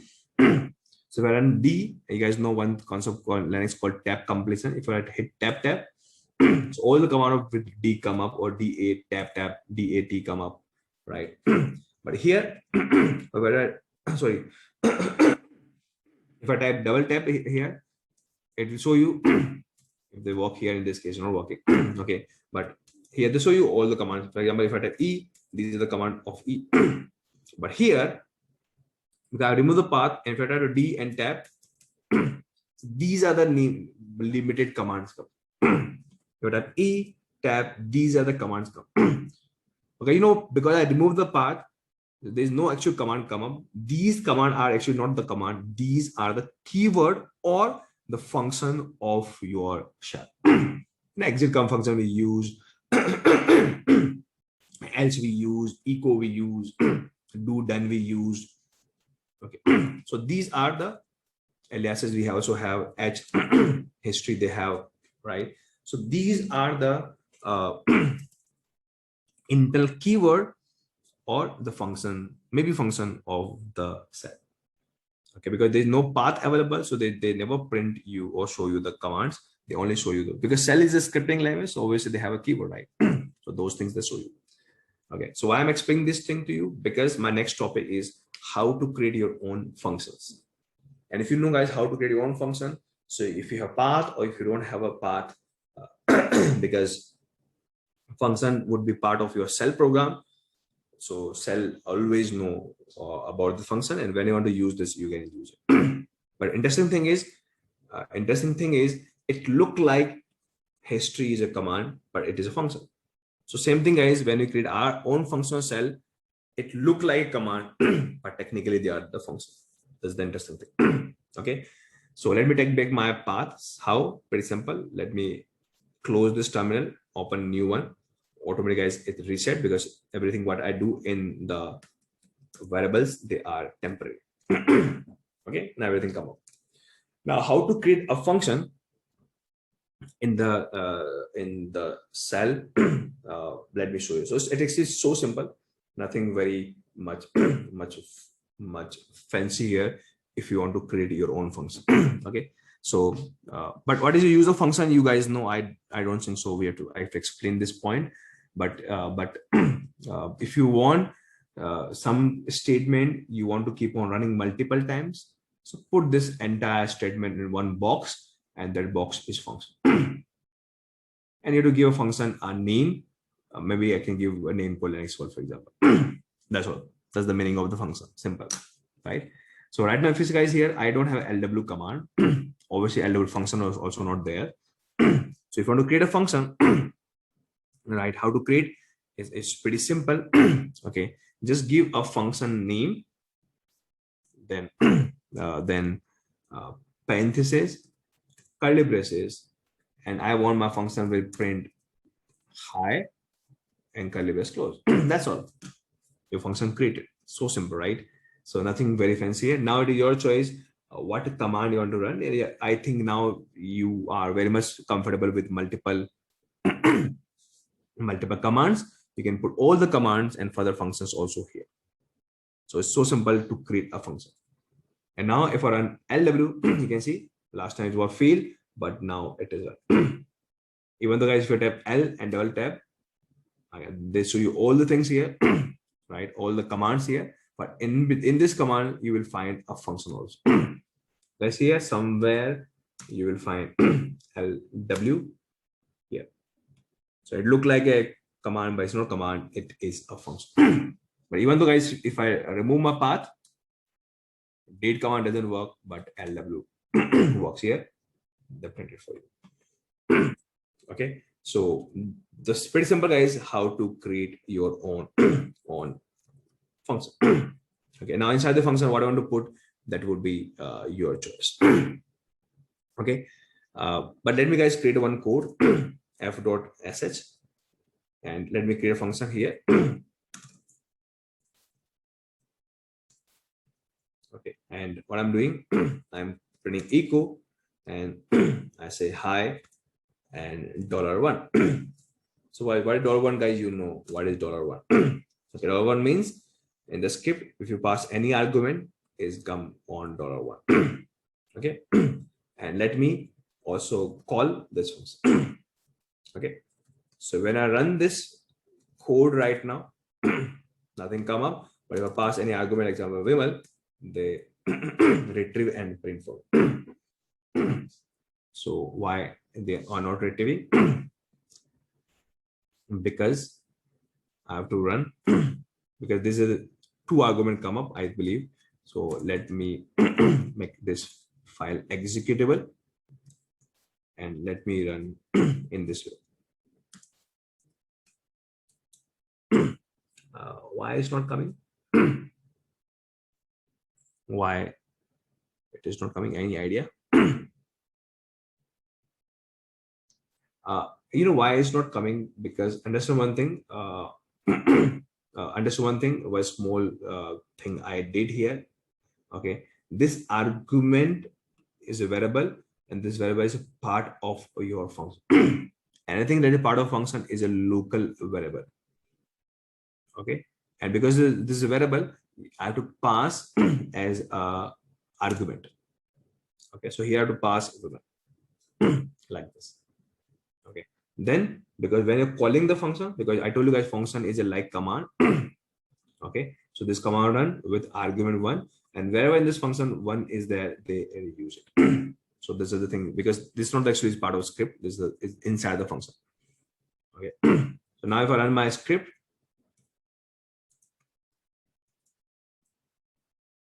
now it comes, right? So same idea, but because this is inside the function, they become local. You have to, while calling the function, your function is also like command here. You have to that wherever guys you're calling the function, you have to pass the argument. So the first argument, second, you know, the same because I explained yesterday, everything go in the same way.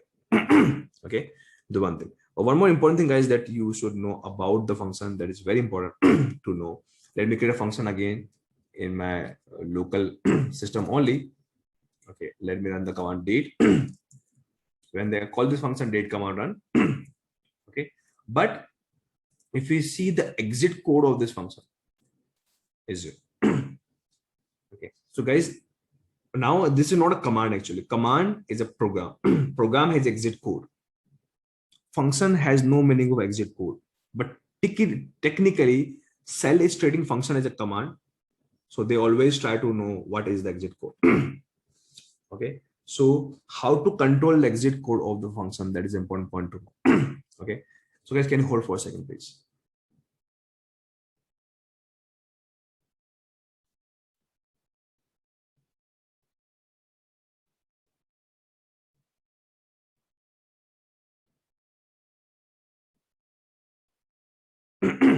Okay, so if you want to treat of exit code of function, so guys, for this you have to use a keyword called return. Okay, return is a keyword that you have to use in the function to control exit code. Let's say now, because you're creating your function, you can plan your own personal exit code. Let's say my exit code would be 11. 11. So this one, we have to close it obviously. Now if I run this function, command run, but they throw the return, technically known as exit code, and now I can see here with this command my exit code is here. I told you guys, exit code is the one that you decide. So you are creating a function. Okay, what exit code you want to throw? But typically you have to follow the standard. When everything run in my function, I will throw exit code 0, or something failed 1, something failed 2, so you can plan properly. Okay, but technically in the function, if you want to return a status code, that's called exit code. Here it's also known as return code. Then return is a keyword that you have to use. Okay, that's the only one thing I have to say. Otherwise, everything would be same. Whatever you guys know till date, you can put all the command, you can put SSS, remote login, everything you can do here. Okay, that's the idea. But this function created, but if you guys want to unset the function or remove the function, okay, then we have a command called unset. That's all. Now the function unset. So if you want to function that is created, if you want to remove it, they can use the command unset that will remove from your current ongoing cell or ongoing cell script. Okay, so this command may be sometimes useful to to have it. So that's all about function, but otherwise you can call one function inside other functions. There's the small things you can try by yourself. So I don't want to invest or waste our time over there. Okay, so this is guys about function, but the main thing I wanted to convey about the function is look like command, but they are not the command. Okay, so inside the function, whatever things you want to control, you can do it. So write once and read read multiple times, right? So that is a power use of function, you guys know. So guys, we did lots of things in some 1 or 2 hours. Just collect this information. That is, you guys are posting everything in your doc, so practice further as much as you can. But having this knowledge, having this idea that can be done with select scripting is also good. That at least we know these things can be done with select scripting. Okay, so that is also good to know. Some more concept, guys, we have left. We have actually to be discussed. So after the break, we will discuss those points. But before the break, any point, guys, if you have anything, you can do it. Sorry, from my side, very much happy birthday to you. Right, it's good, right, to you start. That's why you also right start with a good thing. Right, to learning new things. Samira, how to monitor NTP time sync? Again, guys, same idea. The way I explain you log, same idea you can use. NTP, we have a different command, NTP date or cronid. Okay, so requirement to requirement, file name might change, command will change, depending which NTP software you're using NTPD or cronid. Okay, the command will change, but scripting code will be same. Okay, depend, guys. You want to monitor Tomcat, or you want to monitor port numbers, you want to monitor your processes, right? What you want to monitor, that would be your choice. So this training is obviously not about Linux. Okay, but if you have good knowledge in Linux, you know about NTP, you know about Tomcat, you know about other things. Use those skills Now this workshop is giving the entire knowledge of cell scripting. Use the skills of cell scripting, cell scripting, and do the further thing. Okay.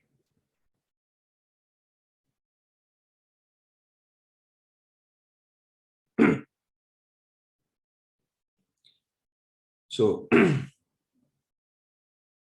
yes, Anand, very much useful in server hardening or patching cell scripting is very useful. I think maybe by till date discussion, you guys might feel, even though most of the company till date are still using cell scripting for server hardening. Okay, because we have steps we have to hardening at that point. Till here I have to enable my auditing. I have to enable this caches, this buffer, this tuning, this technical tuning actually, but hardening means I have to enable looks, secret, password key, or whatever I want to do. Okay, you know the steps, put in the cell scripting, implement it, and this is also like a document for you, right? And same, if you have some more server come up, same script we can run. And actually, there I suggest more use Ansible like of tool if they have support of this. Okay, but if you think no, I don't want to go for some other tools, we want to go for native support like cell scripting, then obviously for automation of patching or the hardening or the tuning or the performance monitoring, you can use cell scripting. Okay. Yes, Anand, you can automate your SSL certificate renewal also, right? Same thing, because you want to a renewal certificate, depending how you renewal, which command you're using, maybe OpenSSL, maybe. So rather you run the command manually, put the command inside scripting. And you think you have to manual after every year, put in the cron job, automatic your job run and the renewal. Okay, so put the script in the cron job and they keep on running. After a month or a quarter or a year, they will renewal for you, right?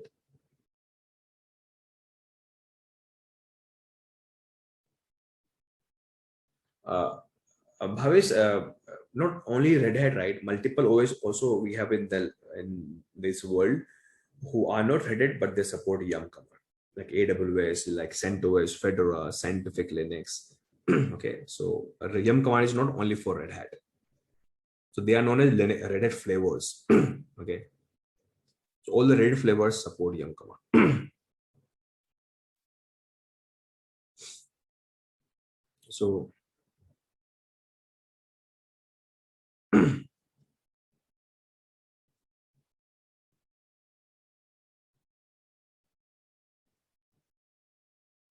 yes, yes, guys. Anybody who know Docker, they can configure Docker to mimic the web server. It's absolutely the same. Okay, is the absolutely the same.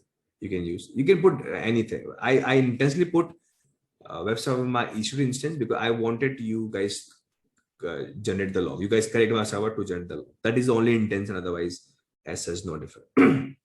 Yes, Mukul will talk a little bit about SED command after the break, right? We will talk. Then you can take the difference.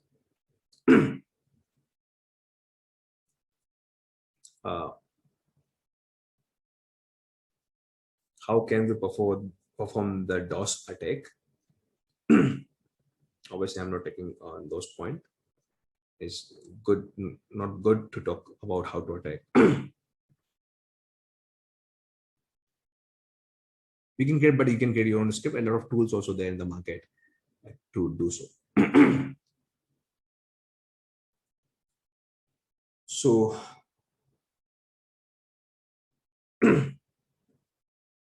yes, Nagaranjan, I think now you get it, guys. If you multiple argument in the functions to call, same logic you can use. Same logic. For example, this is the function I have where I created. You can put here. Here I can put one, maybe have one more echo. I have put two here, something like this. I have put Vimal and let's put Daga. So first, this one go to $1, this one go to $2, or maybe you can use $1 multiple times. Okay, so it is something like this. So if you have multiple argument, you can accordingly call. Okay. But interesting thing is you can use $1 multiple times, multiple locations. So maybe in one function you have to use the first argument multiple places. You can use $1, $1 to multiple places also. Okay.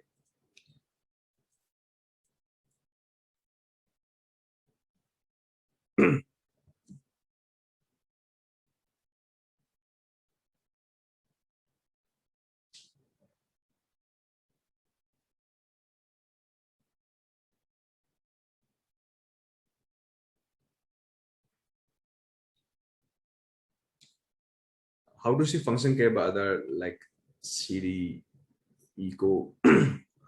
Kritika, actually, I think one of the best ways that I feel, uh, because you're talking about is by corrected by others, right? So better way would be remove the path variable, okay, and use tab key, and it will show you all the functions created.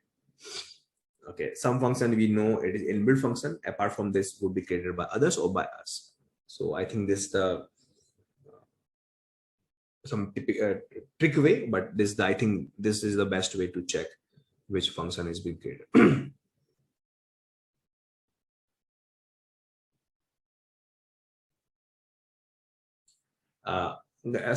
Sagar, if you want to achieve idempotence, right? So here we do use conditions here. Okay, and simple by default come with idempotence. There's a different point, but here they don't have idempotence. For you have to create your own. It's something like this.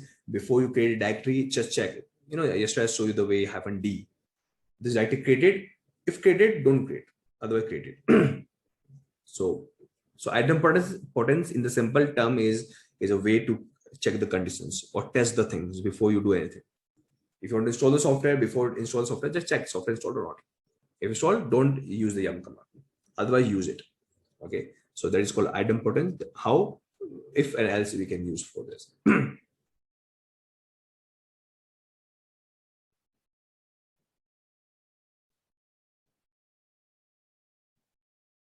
Guys, watch command will actually keep on running the command again and again. Okay, so put, because after watch I'm putting the other command, so put in backslash or backquote or dollar symbol that I showed to you yesterday. But if you want to keep on monitoring one command again and again, want to run some command again and again, you can use watch.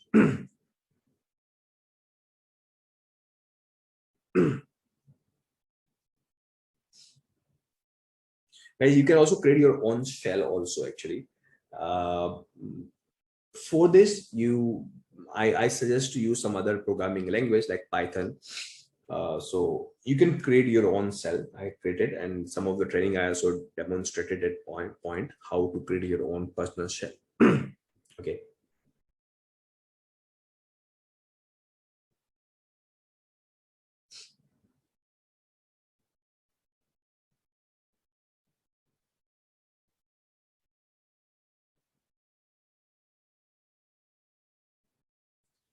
So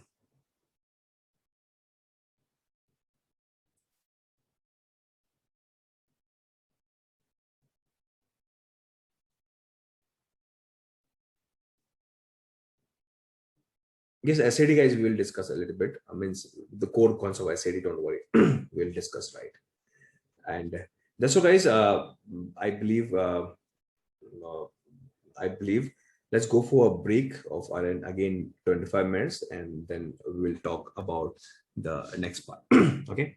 So, guys, after a break, we'll continue with the next part.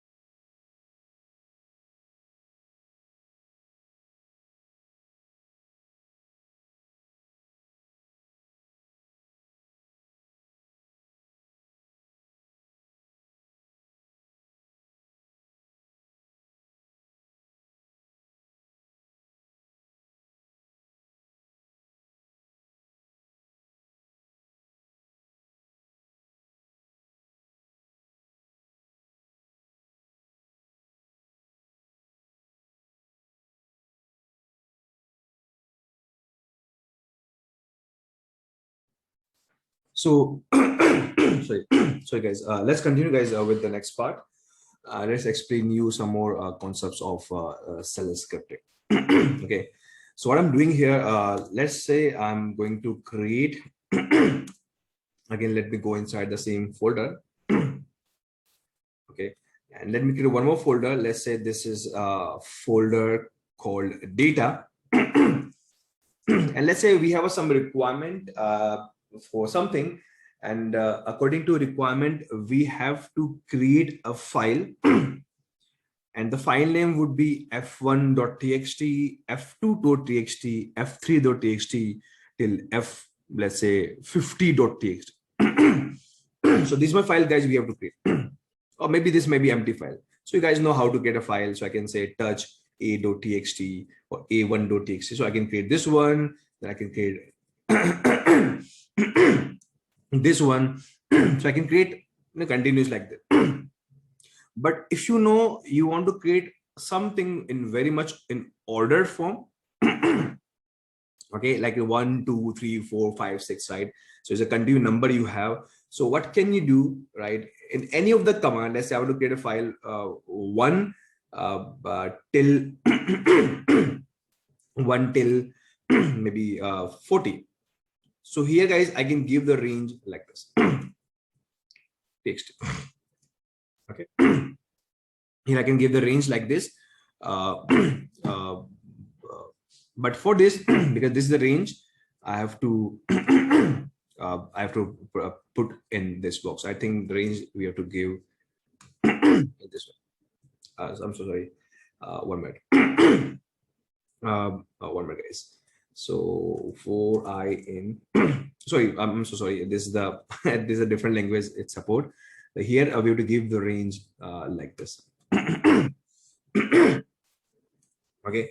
So what it will do, see guys here, they create a file b1.txt, b2.txt till b40. So wherever you guys you want to operate something, want to create something sequentially, and you want to use some number somewhere in between the file or after the file, or maybe directory, maybe software, where you want to guys apply, right? This is one of the good facility of the cell. By this facility, colon is a way to tell the range is from 1 to 40 or from 40 to 400 or 220 to 450. Okay, and curly braces, you know guys, the use of curly braces is a way. Guys, I'm sorry, my screen is not yet been shared. 1 minute, guys, please. 1 minute. Okay, I'm sharing my screen.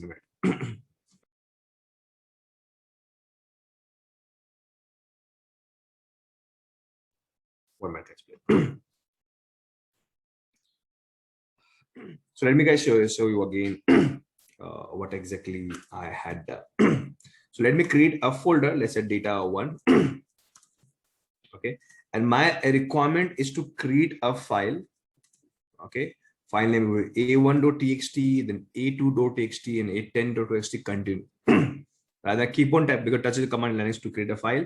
But if I have a requirement to use a number as a series continuously, so I can use curly braces here, curly braces close. I can do dot dot and give the range, let's say 30. That's all. So here guys, because you guys know yesterday I told you what I put in the curly braces somewhere is a way to define your variable. Before this, after this is just a string. But here we use a double quote. So double dot. This double dot means a range. So technically, automatically, guys, these guys create a loop for you, and this loop they automatically create a file a1, a2 till a30. Okay. So guys, this is a very important concept, very much useful. In most of the way you want to create a file, or maybe somebody asks you in the future all the file that you have from 2 to 9, just go and remove the file. So again, I can ask rm command and say all the file from 2 to 9, all the file I want to remove it, and let me remove forcefully. 1 click and all the file from this range remove. Okay, so some of the data or some of the information or some of the file, this is very much useful. Okay, Again, we can use some more thing here. Let's say we have some file. Let me create some new file. Let's say this is my something from 2 to 5, and this is JPG file.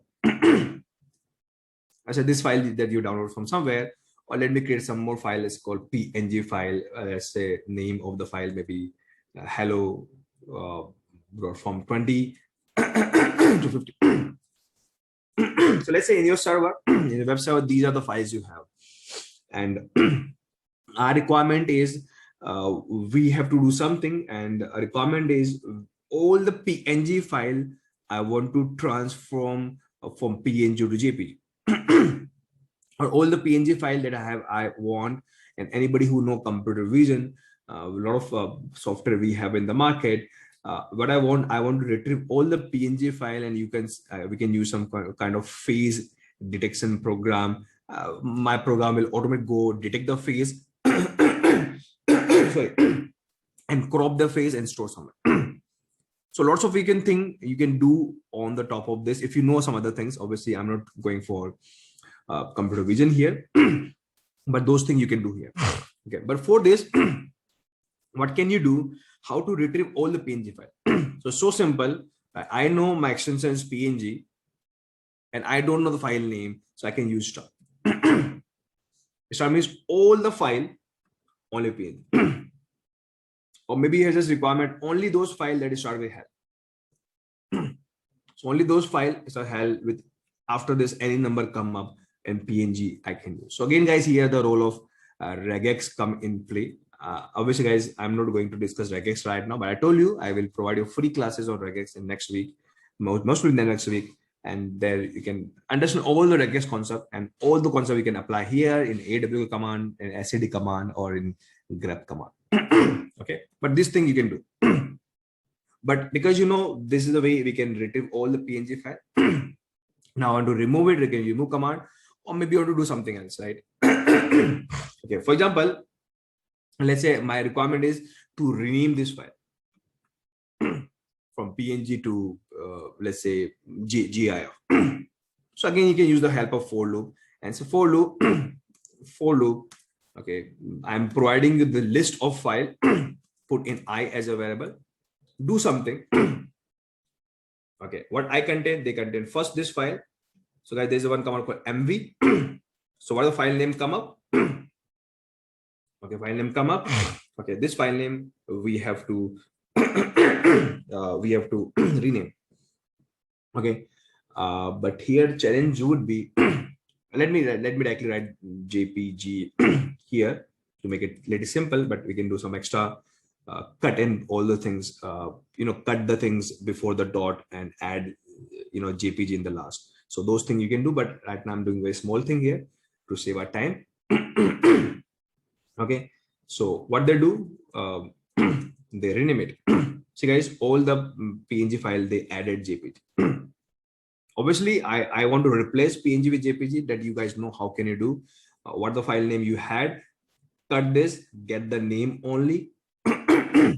Okay, how to cut, you guys know with the cut with dot as a field separator. Get the name, and after name add JPG. But main thing, guys, this is what I not want to discuss. I want to discuss that you can use this regex or this range concept anywhere and retrieve multiple things together and do some operation on top of this. That's the main point I want to tell here. But if you think you have some file in a sequence like A1 A10, right? So I can say here start from 10, range is 13. Okay, get this thing, I can ask the for loop, get this file. And that's just for testing, guys. I'm just printing the name, and they print all the file with this. Okay, so obviously this, because this file is .txt, so obviously I have to write .txt here. Okay, and now my plan is not to not to print the name of the file. I want to list it with full list. Okay, so they print all the file with the file. Or maybe my requirement is somebody say what do you have to do Okay, just retrieve all the file sizes of these files. So we can do it, right? You can, there's a space separator here, 1, 2, 3, 4, 5. So this file guys, output we can send to cut or awk, and awk will say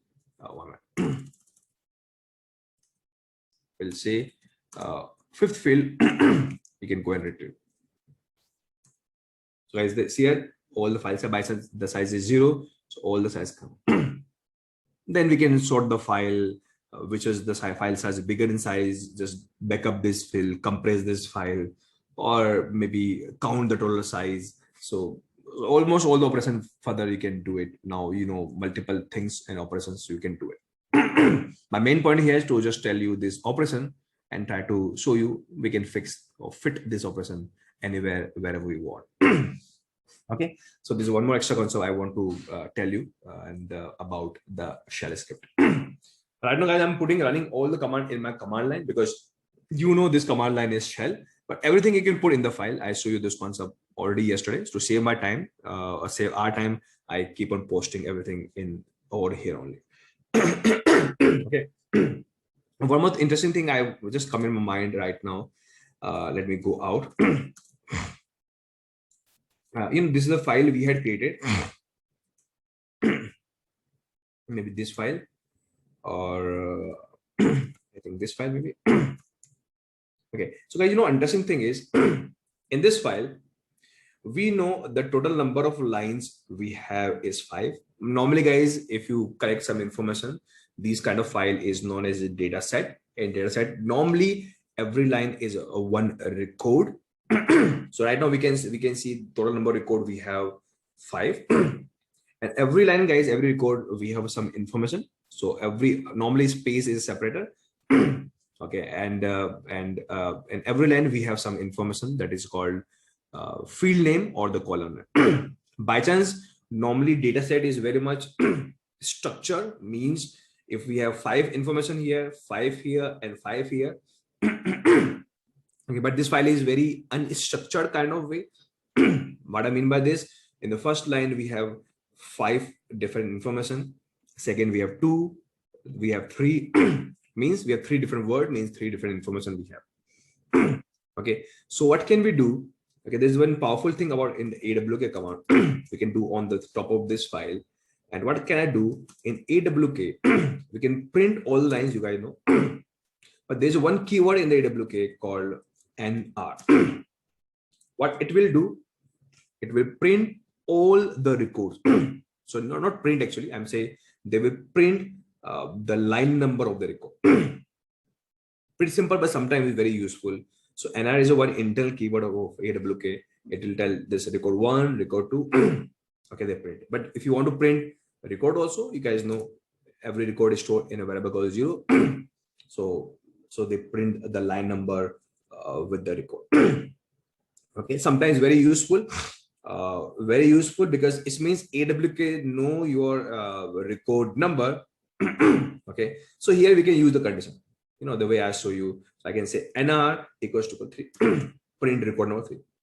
Okay, so this kind of because they know the number, they understand and they store in a special variable nr.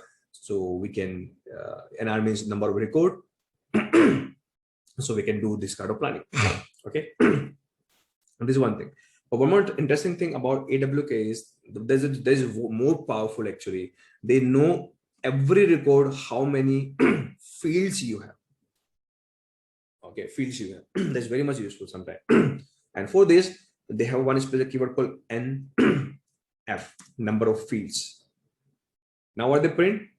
Now they're very much calculated here. They say we have 5, then 2. By default, they treat space as separator, but you can change the separate name. Half an f you can use. So they say these are the number of fields we have. Okay, so that's what you can also plan. And you can use nf for further test your condition and according to it. Okay, or maybe if you have a requirement, if I ask you to print the last record. Okay, so what can I do? I can do nf minus 1.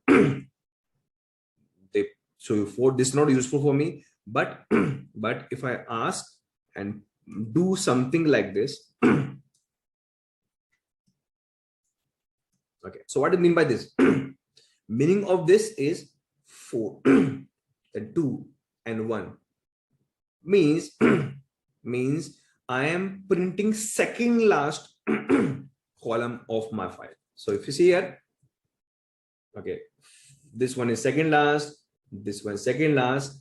Now interesting thing is your file is unstructured and requirement is if guys file is structured, you know, like past W file, if you want to print only 6 field, I know 6 field is same.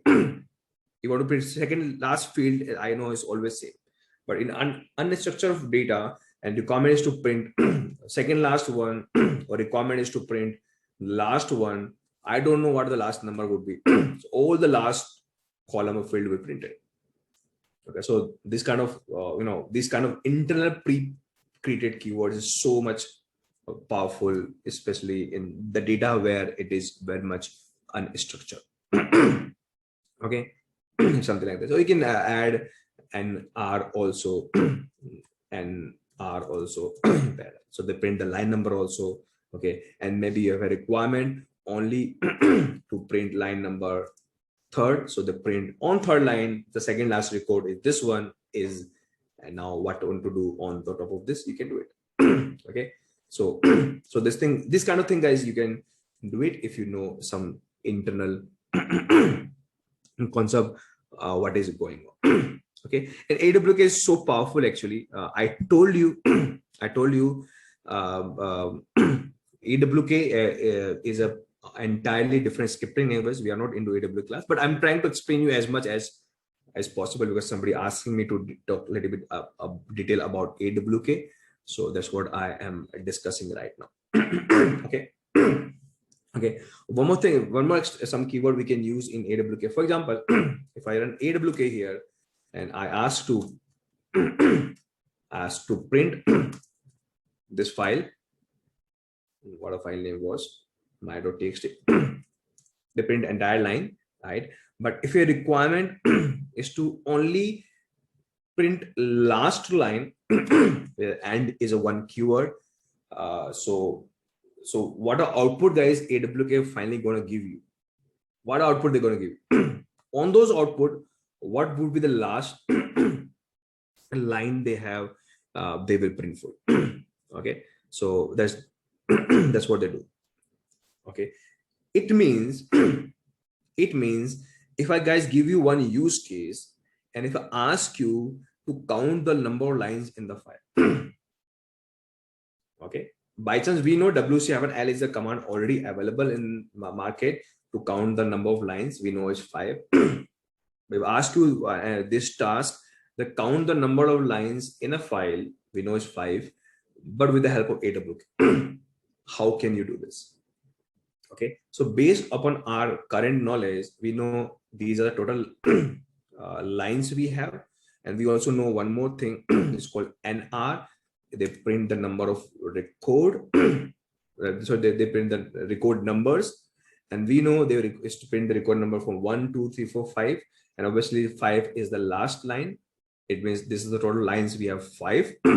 Okay, and here if you use and, what they do, they only give me the last line, and last line is the total number of lines. That's all. So in this file we have total 5 lines. So for one thing, you have multiple approach to do. W7L is a good command to use, obviously, to find the number of lines, but some small tricks we can do in some other command to achieve those things also. Okay, so this is one thing. One more, sometimes, guys, use case come up normally. For example, if I open this file, okay, in this file, let's say this is a file we have, and to enter we have some data, and to enter we have some data. So sometimes we have some kind of use case come up where what I want and what we want, I want to do something on this data, but we have some extra unwanted line, right? Empty lines, I'm saying. Okay, so I don't want to use my empty line because if I get this file, or if I print this file, everything come out. So I want to remove all the empty line. Okay. For this, by chance, grep is a command. They have option. Grep. We have option called v, v or and something. They have not in this way. Guys, in the grep, we can use a. They only print the a as a line, and if you use dot is a special character. Dot means any character that you find, print it. And so that's all, guys. So a new line has no character, so they print everything for us. So this is one of the way. One trick we can use in the grep is again part of regex. Dot means any of the character you found. Okay, so we can use grep to do it. Okay, and in the grep we have option called v, is a reverse operation. So whatever you find, okay, reverse of it, what it means, there is empty line, so they print 3 empty lines here. So guys, by chance this command is very much exception here. Normally if you see any of the command, normally -v means verbose, but here in the grep -v means reverse. So whatever you search, then if you search here a, so if you want to reverse this operation, you can use v. So apart from a, all the lines that don't have a, they print for you.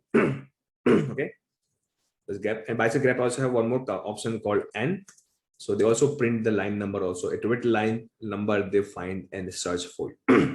Sometimes very much useful. I'm searching something for something, so I want to also find where you search. Show me the line number so I can go there and do something. Okay. For example, I'm searching for bash in this file. Okay, but I want to also see at what line number they search the bash. So they search on these lines, on line 1. These are the lines where they find bash. Okay, and now because we find line number, we can do some operation. I'll show you some of the operation in a minute. Okay, but what I was talking about, okay, if you want to find all the known empty lines, we can use grep or some other way also, but AWK also we can use.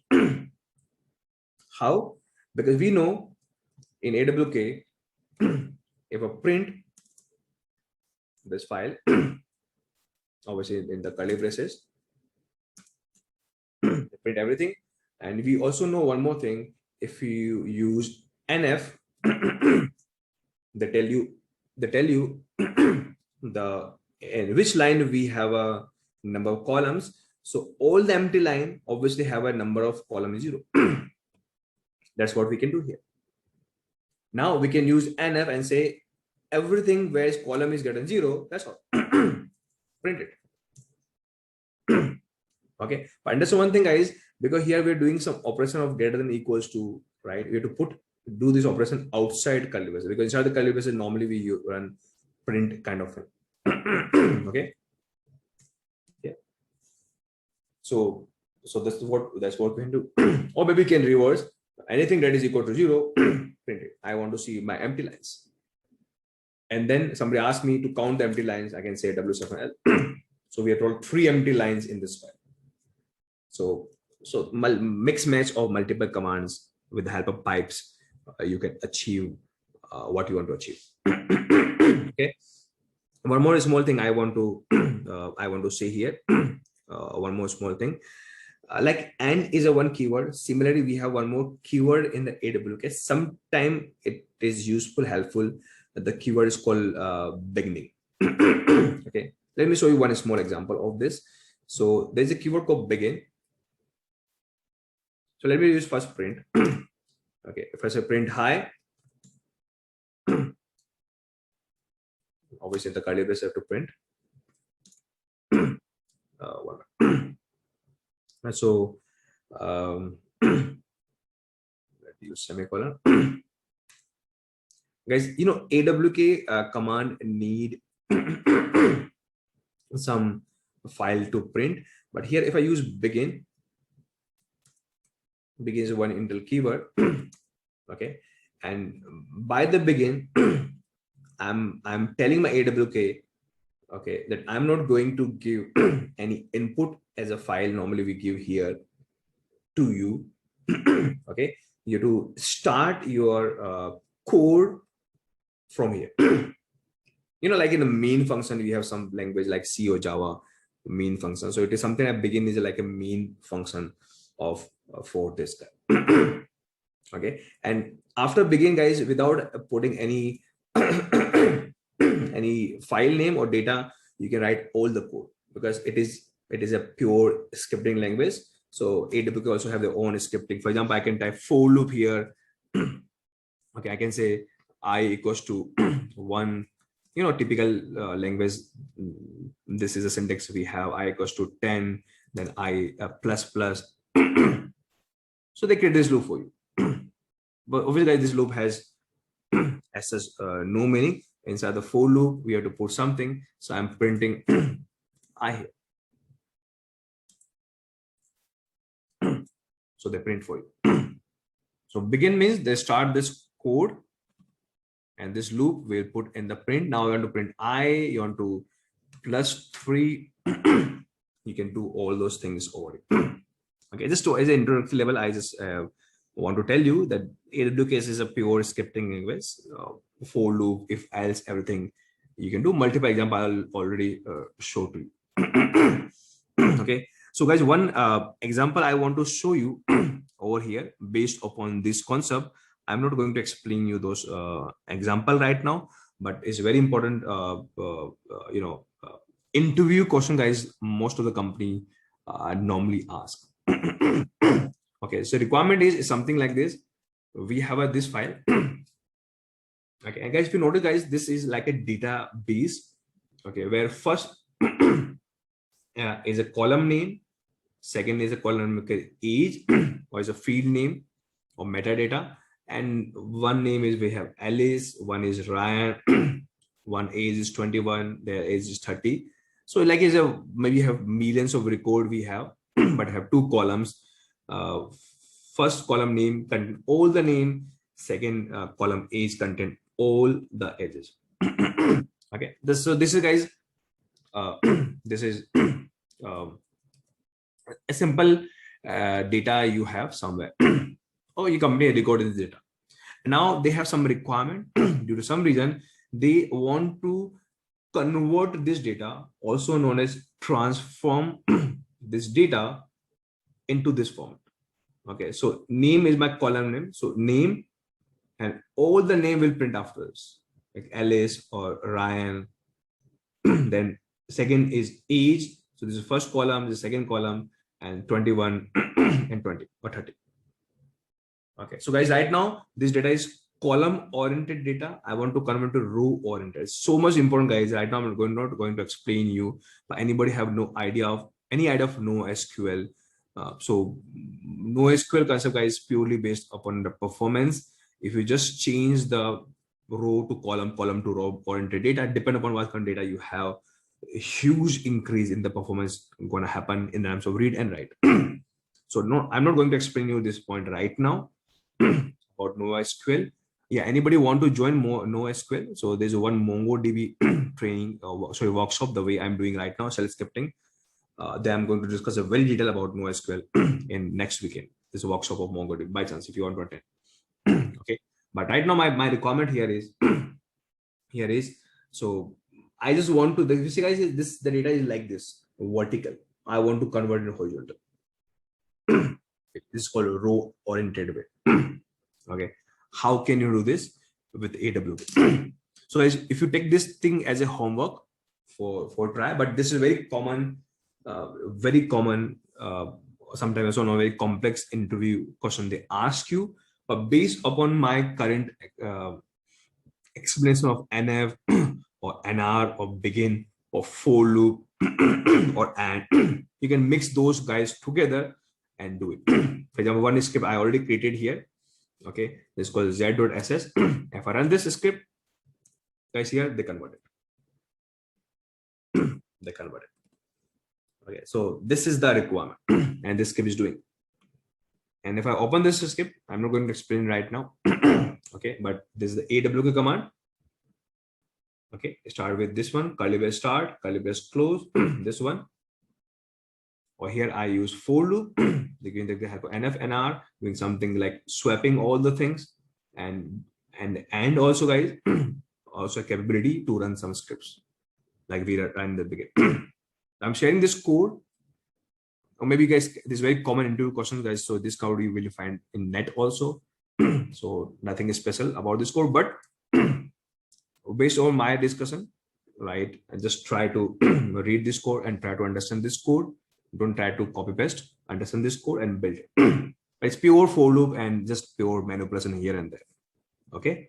So this is guys extra bonus I'm saying to you. It's not part of at all the part of this workshop, but to just tell you this might be possible with AWK command also.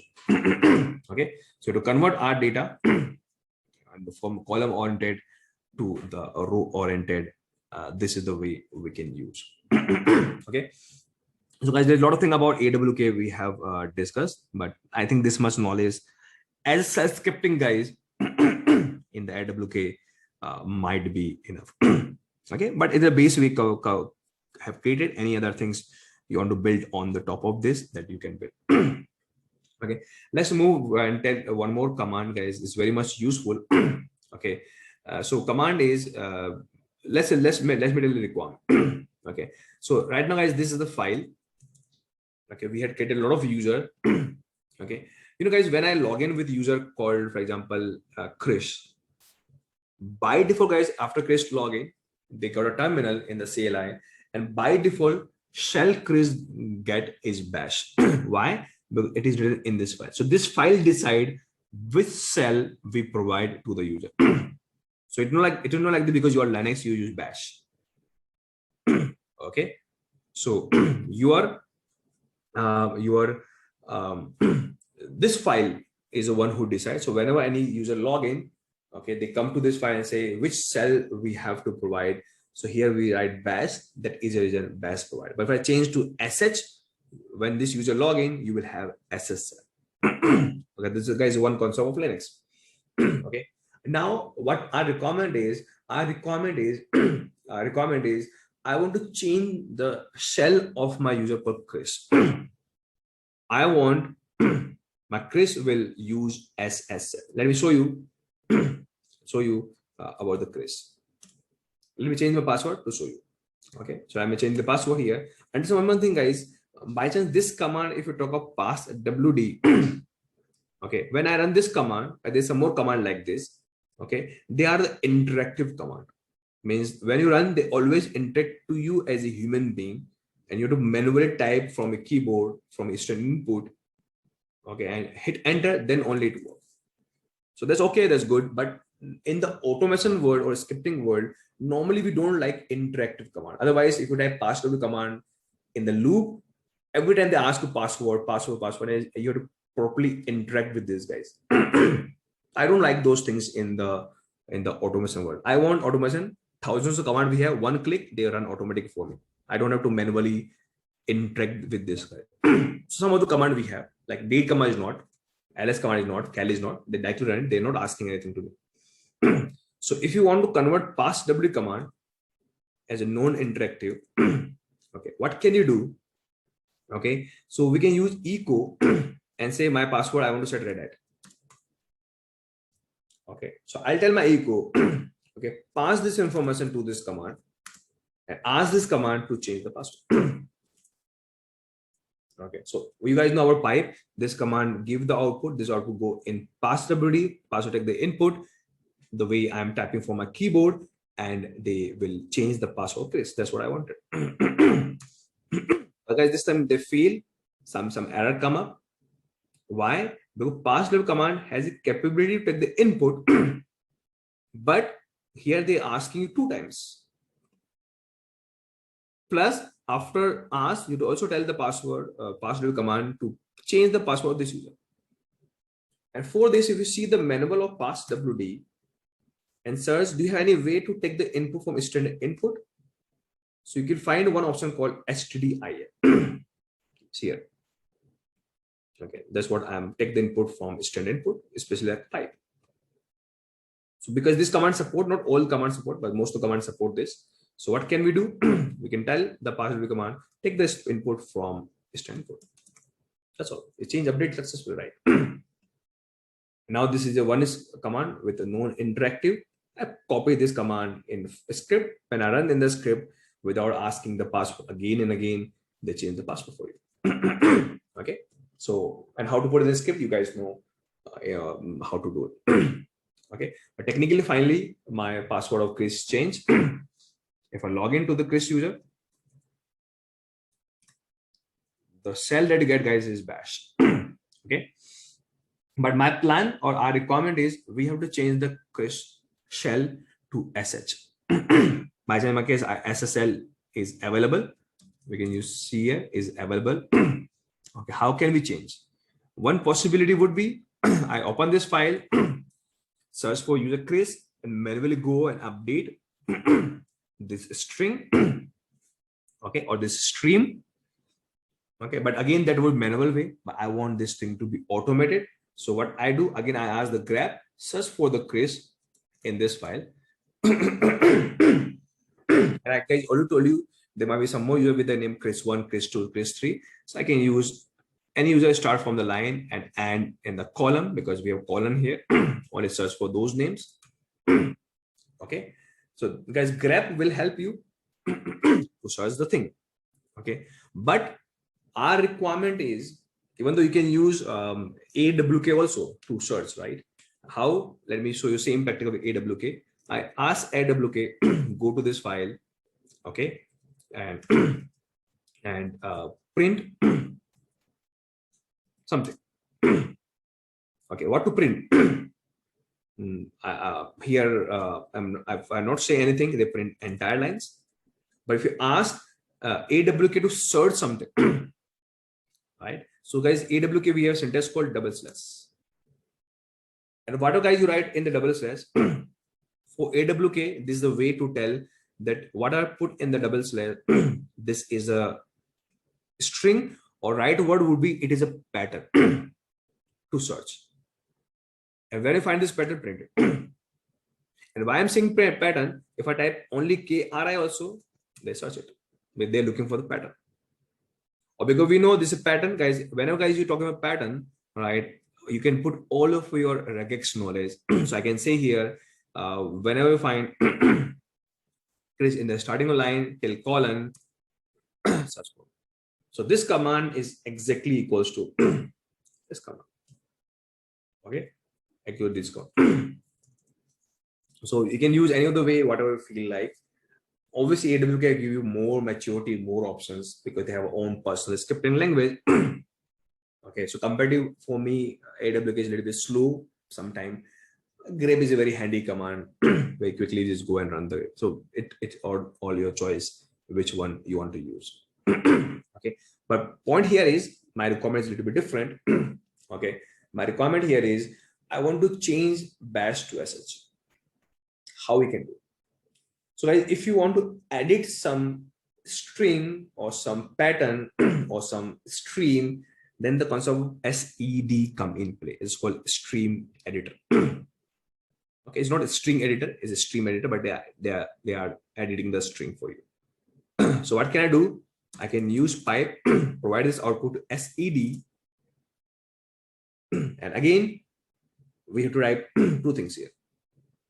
Okay, we tell wherever we find BASH, what output we are giving to you, convert this BSS to SS. That's all. That is the way SED works. Okay, and we can use S here. S means we are going you a stream or a string. Okay, either directly or by some other command.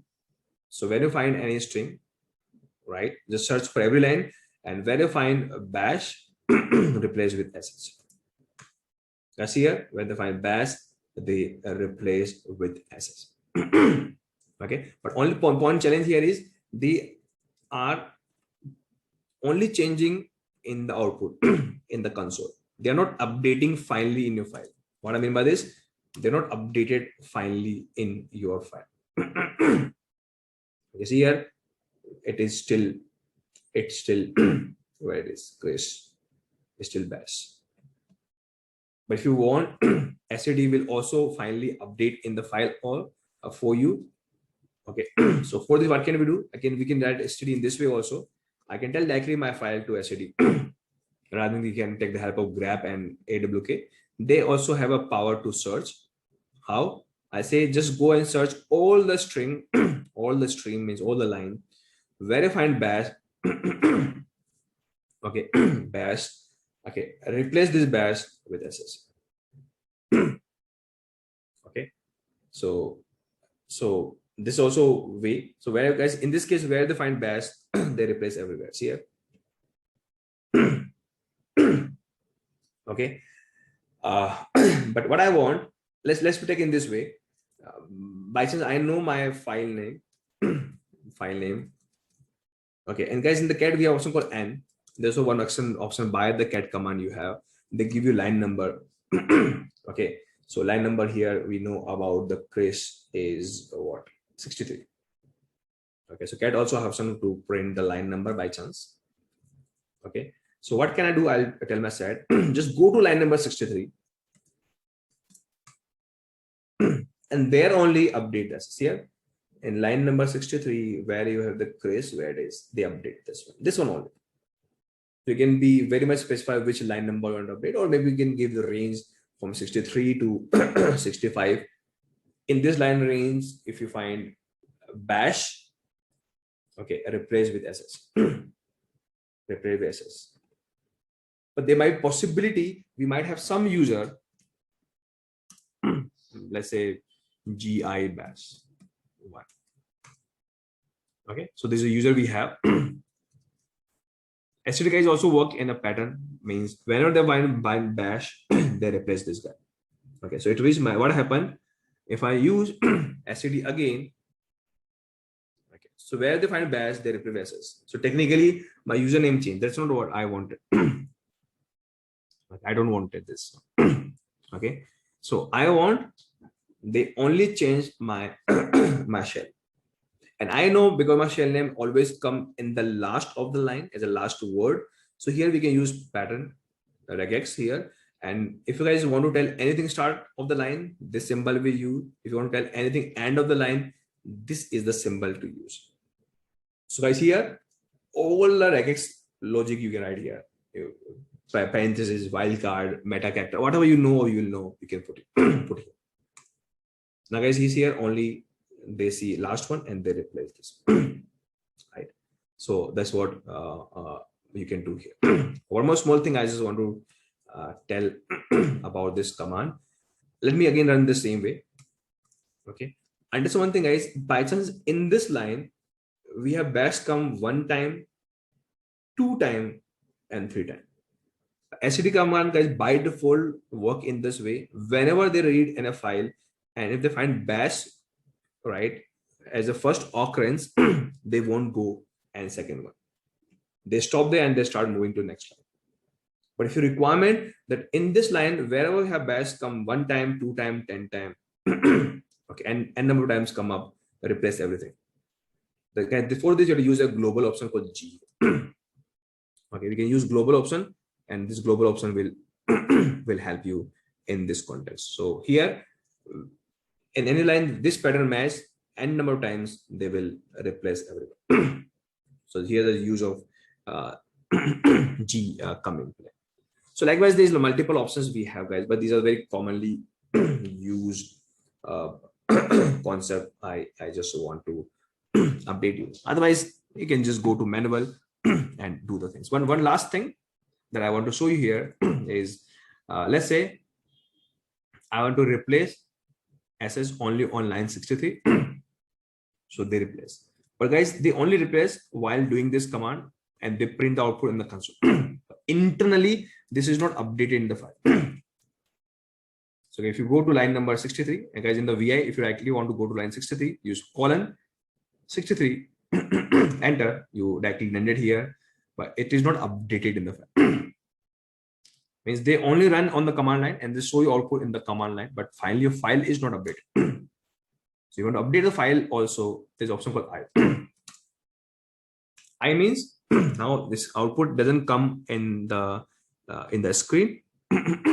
Okay, and it actually updated the things inside the file. Okay, so now if I go inside the file again, and if we go to line number 63, you can see now it is updated. Because updated. Now in this case, now if I run again, log in with Chris with the password.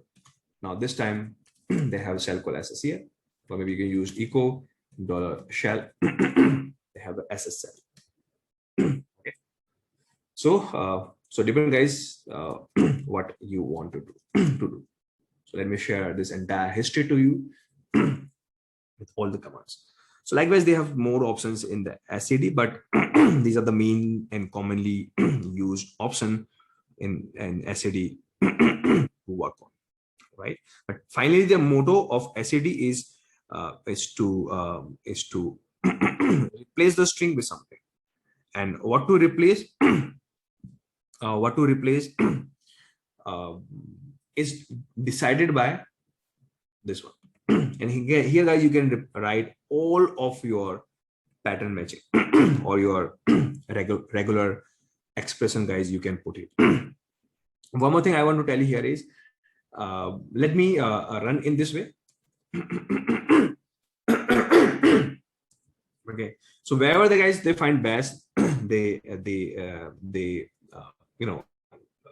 replace it. But not everywhere they find. For example, somewhere they don't find, it doesn't do, they don't find, they doesn't do. So if your requirement, okay, if your requirement, you want to print all the line just to check where they replace, so there's option called P. And to print the line, it option for line.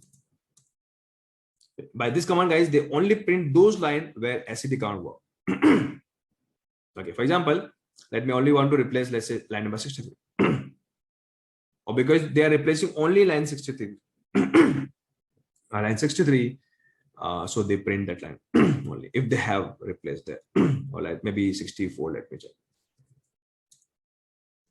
So wherever guys SCD command is affecting your line or changing line, if you want to print just your testing only for those lines where they, because the data is big, so this is a useful command to check does they affect any line or not. If they affect, which line they affected or they change or they place. So this option we can write. Okay, this is one thing you can do. And so this is guys about more about SCD, so you know where to use SCD and for what purpose. Okay, so let's move guys to one more concept of shell scripting, sometimes very much useful. So you know one concept in shell scripting. So guys, before I explain this concept, very much useful also this concept I'm going to tell you. Most of the internal scripts use this concept that I'm going to explain you right now. Before guys, I explain you this concept, I want to say very important information to you. Just can you hold for a second, please?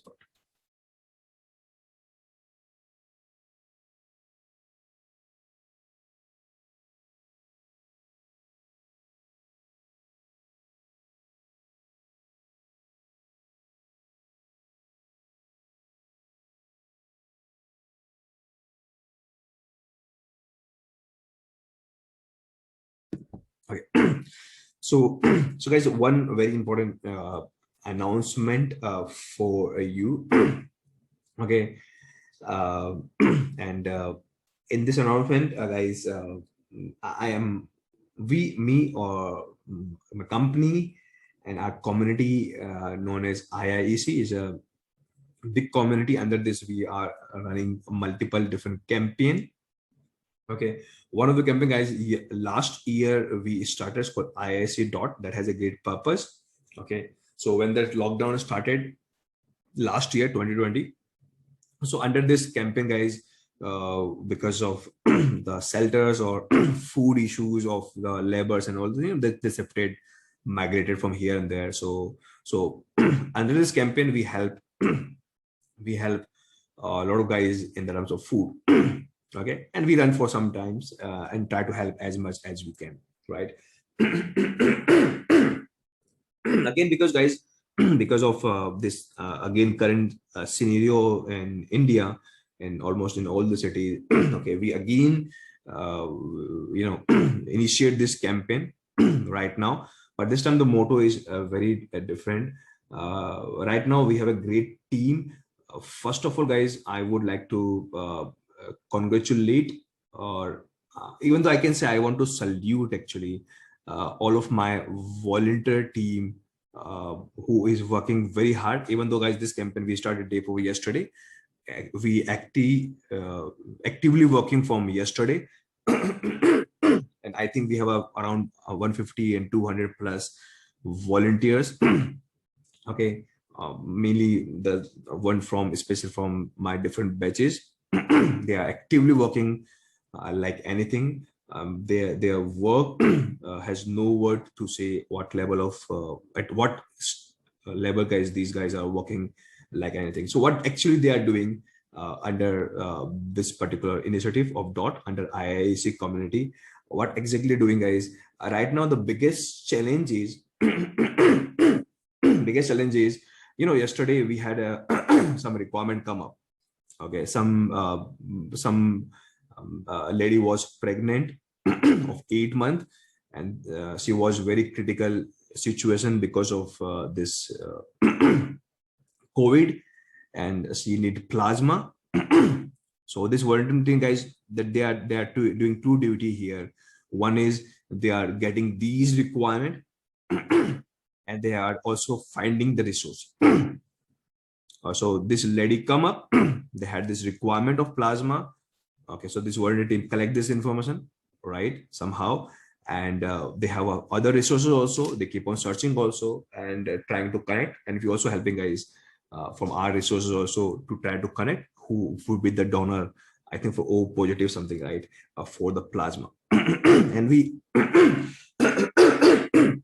and we have successfully done it.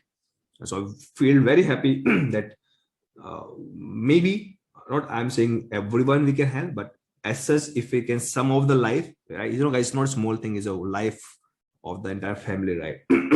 So we have done this. This is one of the example, guys, I'm talking about. So so this volunteering, guys, is helping to connect these guys. We get the requirement, we connect to persons, because you know what, if some family is in trouble, this mind stop working.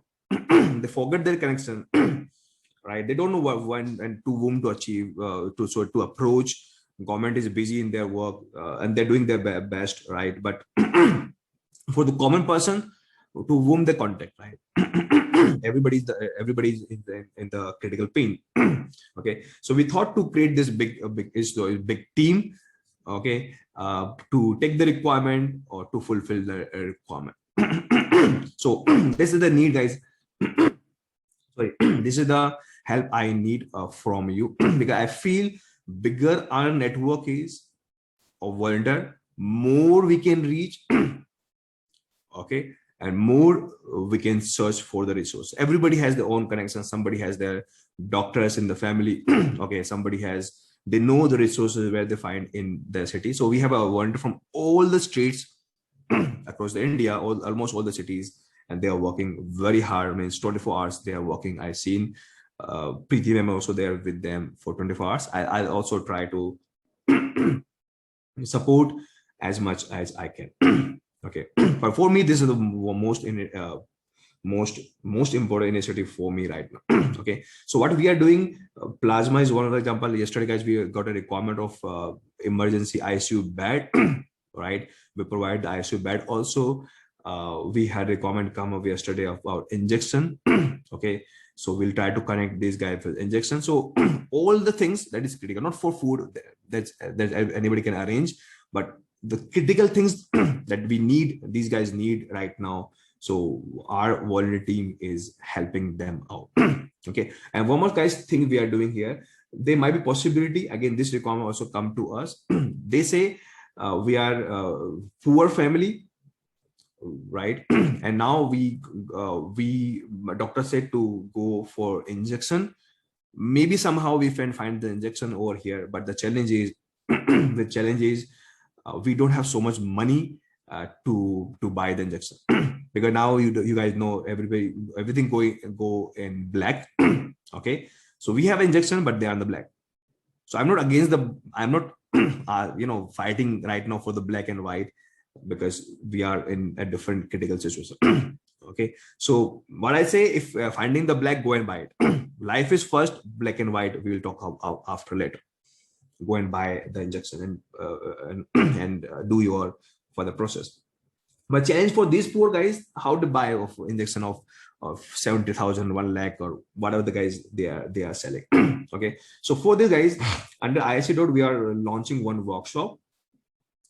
Guys, we keep on doing workshop. I know you guys also in the workshop, but I never talk about the workshop in one of my classes.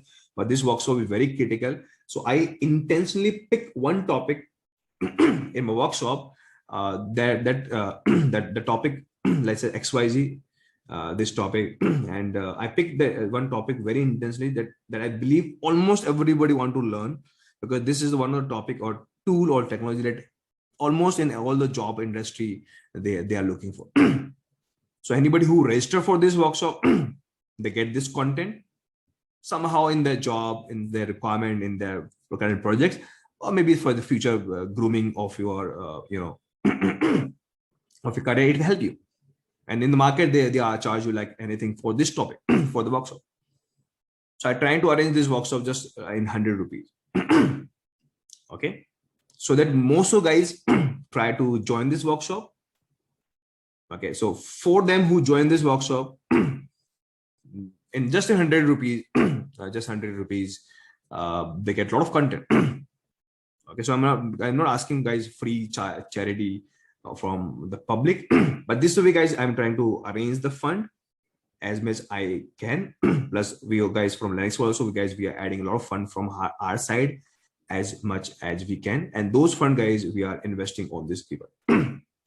Or maybe in middle class family, maybe they might have some no fund that point in time what they're looking for. So anything my team is looking for this, we have a different team on working on those part who will checking and try to provide this fund.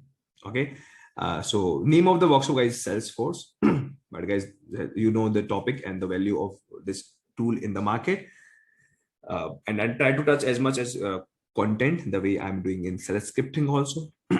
Just 100 rupees, but guys, because this is we are doing for purpose, so what we did, we had get minimum 100 rupees to register.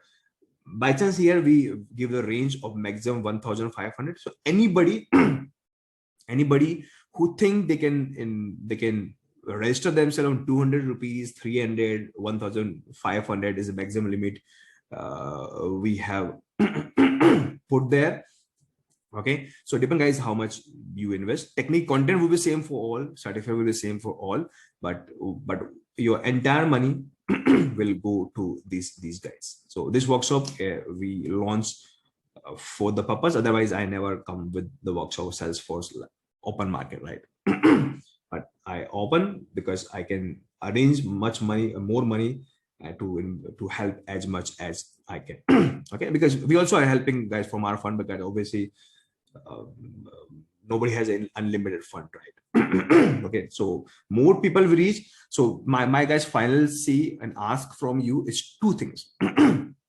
Okay, two things. One, after this workshop today, we will put in your WhatsApp group form for the volunteer.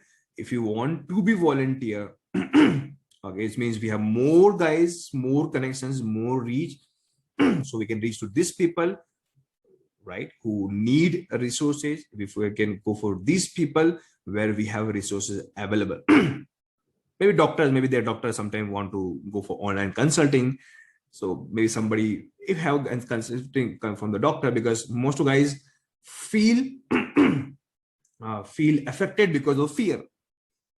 But if they come on the doctor consulting online and they say no, nothing is there, nothing worry, they feel calm, right? And because according to my research, we might talk in detail in the future, mostly in the market they feel suffocated for other issues because of the fear that is created in the market. Okay, so we are trying almost everything, guys. What can we do? But we need a big and huge team. Okay, so right now we're getting the team only from Linux World. Now you are attending the workshop of Linux World. So now you also the part of Linux World. So we are trying to create a team only from the Linux World student. Maybe we do some other regions also. Okay, so you guys can sync with us. That's the main thing, right? Because right now we are so much in pressure time. We don't want to invest our time for further management, right? To think to be go very smoothly, and Linux World student normally has know what our intention behind, so things go very smoothly. Okay, so I suggest guys, anybody actually, you know what, you guys and I am very lucky that that by chance we are getting this opportunity to help somebody, right? Nobody get this opportunity in their life, right? By chance you guys and I am lucky for this. So as much as guys who want to volunteer, do it. This one uh, support I need from you. Second support I need, okay, promote this workshop as much as you can. Why? Because the guy who will attend this workshop, they get lots of content just in 100 rupees or whatever they want to invest for them. So for them, it's like a win-win situation. Nothing special. Okay. But for us, we collect a lot of fund. Okay. And to help these guys as much as can we do. Okay. And we put everything in online. We ask our team to put all the money who we collected with the names and where we're investing with the name. So it will look very clean, white, right? So everybody has a track what is going on. Okay. So that have a clarity between you and me and everyone, right? So that's one small say and ask and support I need from you guys. But I again want to congratulate the volunteer who working like anything day and night, 24 hours. They are working in their respective state, from Delhi to Mumbai to Maharashtra, Karnataka, all the area. These guys are working. But I need more resources, more team, more connections, right? Now I feel from just because we started yesterday only, but what my conclusion till night, it is a game of connection. That's all, right? Resources there somewhere, somebody needs somewhere else, they have no connection. But this big group that we are going to create will connect these doors. Okay, and guys, it's not a game of helping, it is a game of life, it's a game of family, right? It's not a small thing. So I'm very much serious about it. Okay, very much means very much. So anybody who want to join, then do it. Okay, plus after you join, then you can guys also connect further. Okay, for example, because you are the part of Linux World somehow, maybe with the help of workshop, right now we are not allowing any outsider to be a volunteer, because we are going to create a separate group for the volunteer outside guys. Okay, but again, for just due to of management reason. But if you feel there's some other resources in your company, in your nearby, your friends, okay, and you feel they have a great connection, so you take the help from those guys and connect the things further. And we guys will appreciate everyone who really work hard after everything's become normal, right? And this is a great platform. If you guys don't know about IIAC, we will appreciate everyone over there who really work hard. Okay, so that's the guys one point I want to say here. Okay, so let's continue guys with the next point. One more guys, very small concept, but maybe sometime useful. You know, we have talked about conditions, right? Condition like if or else. But if you have more condition, there's a concept called else if also you can run. Okay, for example, I can say if test does 1 is equals to 2, obviously no. Then say just for testing, I say okay, 1. Okay, obviously this condition won't match. So I can write multiple conditions. So for this we have else if keyword. Here it is not called elif. So I can say does 2 is equal to 2. Obviously this condition match. Again we can run then say okay to. And if this condition doesn't match, then we go for else. Then say okay, just for testing. And finally you have to close if with fi. Okay, here first condition, we match this, is not matched, then they go to elif, this known as else if, but is here the keyword is elif, they match this. Because they match, they run their code. So if you have multiple condition, or normally this is a very common scenario, then you can use else if. Okay, but similarly, like so else if, or if or else if, we have one more concept here called switches and cases that normally some of the programming language has. Okay, and switch and case, guys, is very much useful in the scripting world in lot of areas. Okay, so let me guys explain you how it works. Okay, so let me create a code, c.ss. Okay, and what I'm doing here, I'm creating one option. I'm taking the option from my command line. This is also variable. I'm setting a case. Okay, and I'm passing the case with this option. And in start. And like in such that, like if we start with close with fi, here we have to close with ESAC. It's just a reverse of case. Okay, so like condition things we always close with, like while or for loop, we start with do and with then, and the condition thing we normally start with their name and we end with their reverse name. Like if with fi. Okay. Now what can I do here? Okay, so my plan, guys, is something like this. My plan is something like this. When anybody, let me first make the script executable. Okay, and guys, if your script executable, there's one more way to run the script. This is also a way to run the script. Okay, if the path is not set, say dot means you are in the current path and run. So there's also a way to run. So my plan is something like this. Okay, my plan is something like this. If anybody type some name, for example, f.txt. Okay, and here you guys know this is what one of my first argument, but here I want my first argument to be option. Guys, in the command we have option.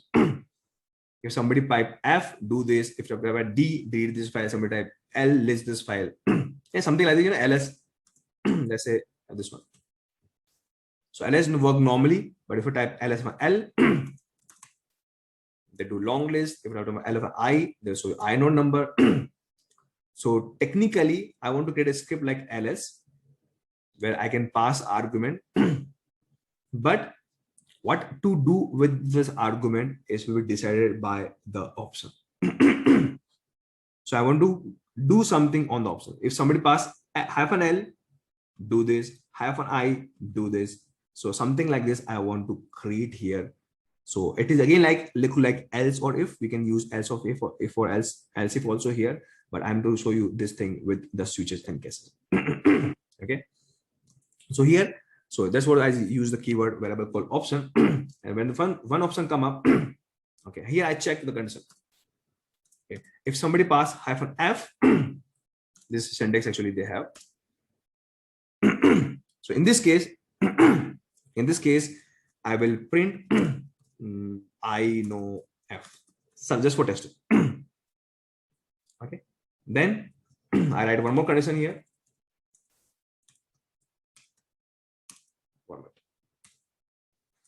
One minute. If somebody have a d, just any name you guys are giving here. I'm just printing here. I know it d. Okay, and if none of the condition match, like else here, else we can write with this keyword. So anybody who know any programming language, like default keyword we have in switches cases. So here this is default. So say I don't understand. Right, that's all. So now what happened? Okay, if somebody type your script, we will pick the first argument. We tell to case and check, go in. Okay, just go and compare with -f. If this match, run this. If this match, run this. If this match, run this. Okay, so technically in the switches cases, guys, here we have to normally give the pattern. pattern will be -F, pattern will be hello, your name, number, maybe regex. You can put anything before the curly brace. So this is syntax they follow. So now what happened? If I run my script, if I have an F, okay, so this error come up. Why this error come up? Because my F format, we have an F. Normally, guys, you know what? This condition normally we have to end with a double column, double semicolon. I think this is the reason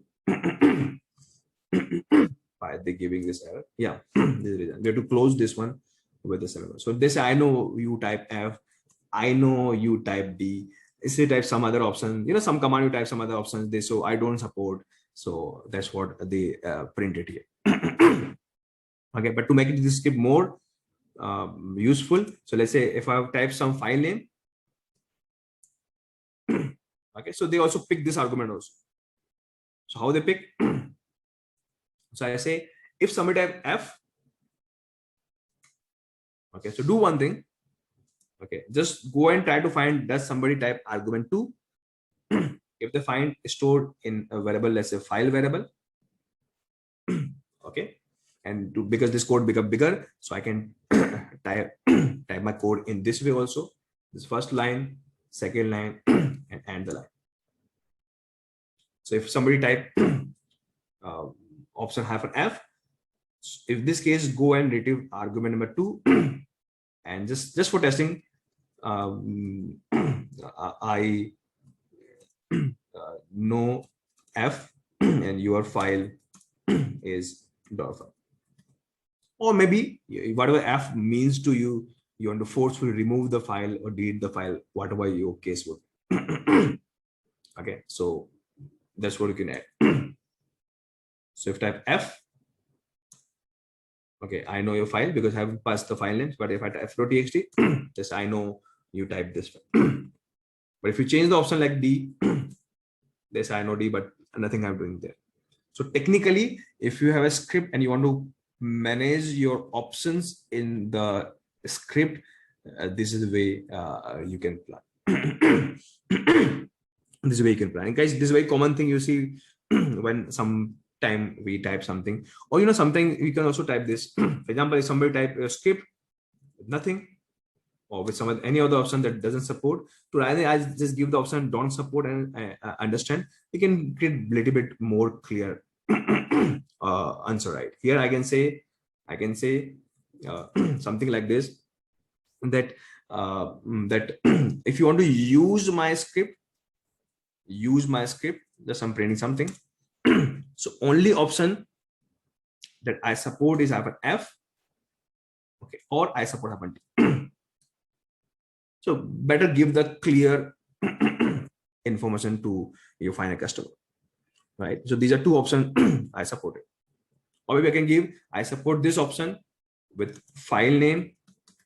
I support this option with file name. Okay, that's all. And because obviously guys, somebody typed some wrong command, so I won't like to close my script with exit with 1.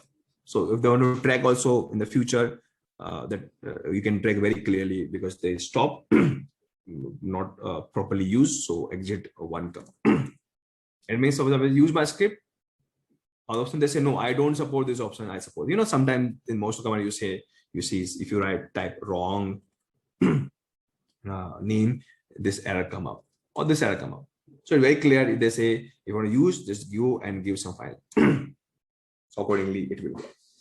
So so this is better way to use it. And sometime the command has a lot of options. So when you type something, the they have a lot of things to print. So what can we do? We can create one function here on the top. You can give the function name like users function. Okay. And what we'll do? Entire this code I can put in the users. Okay. And what now we do? we call users here. How? You guys know. So now code become a little bit clear. Okay, because normally your script have lots of things to tell to the user that this is the way to use my code.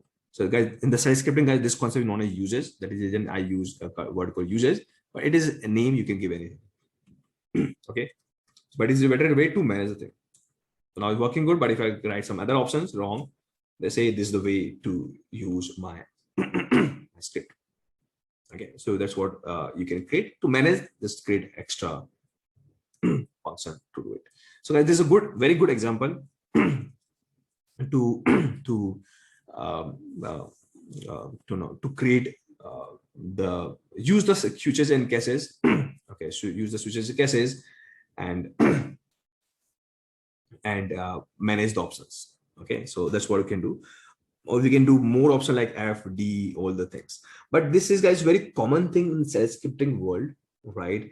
To have lots of options, right? And sometimes, you know, we have some options to be permanent, some option is compulsory to write, some option is optional. Okay, so that is the reason nowadays shell come with the extra command called getops. So this extra option command shell scripting come with. Okay, what this will do. Okay, here you can define which option your script support, which is compulsory, which is not compulsory. Okay, so those things you can define with this, right? So very quickly, guys, because you guys know a lot of concept right now. So I already have code for get ops, how to use. Okay, so I believe, yeah, this is the code I have. So same thing here in the top, I define users function. If somebody type a wrong variable, they print this statement. Let me show you. If I type this one and some wrong, they say no. Okay, this is not a way to run. If you want to use me, only option I support S and P, and only in S I support only these two numbers. Or P, I can put any string. Okay, and here I use again switch and cases. Okay, if somebody type S, I will do this. So that P, I will do this. And guys, this is the same concept I use. By chance, if somebody type S, okay, so I will check there's number 45 or 99. If this not match, then I will run users. Means I will ask, you are giving wrong number. So the skip motto is, if somebody type 45 or 90, then only my script works. Okay, this is the plan for this script. So in this script, if somebody type P with some data, for example, high, but they say no, S is also required. Type S with 60, again they say no, only number I support 45. So if I try 45, now they work. So 45 stored in S is in P. So what the use of this, there's nothing special, right? But main point here is, if you want to manage the options, right, you can create your own switches cases, but there it will sometimes harder to tell that this S is compulsory, P is compulsory. But guys, if you only type S, don't type P, it fails. You type both options compulsory. Okay, so get ops is a one shell feature. So here, guys, this is the way to tell. So in the get ops, okay, here we can tell we have to type S and P, and after colon we write colon here. This means both the option is compulsory. Or because you're typing both options or more options, that's the reason you will use while loop. And this S option and P option we store in one variable O, and after this, guys, same thing happen. O we put in cache. If S is there, we check this. If P is there, we do something here. And guys, this is one pre-created variable of get ops. What this contain? This contain whatever argument you pass. So they have a capability to retrieve it. If I pass 45, so they retrieve 45. I pass TY, they retrieve TY and store here S and P. So they store in S and they store in P. Okay. So I'm doing while, and my while is keep on running and do the first things, and finally we equal. So guys, whether the code is there is not important. Somehow we discuss somewhere. But main thing I want to show you here is get ops is a one way where we can compulsory or we can define that these are the options we have to pass. Users I already explained to you, cases I already explained to you. So get ops is a one good way to manage the options. So if you have some requirement, either you can typically use switches cases the way I explained to you, or this is also the way you can define here. Okay, let's can hold for a second, please.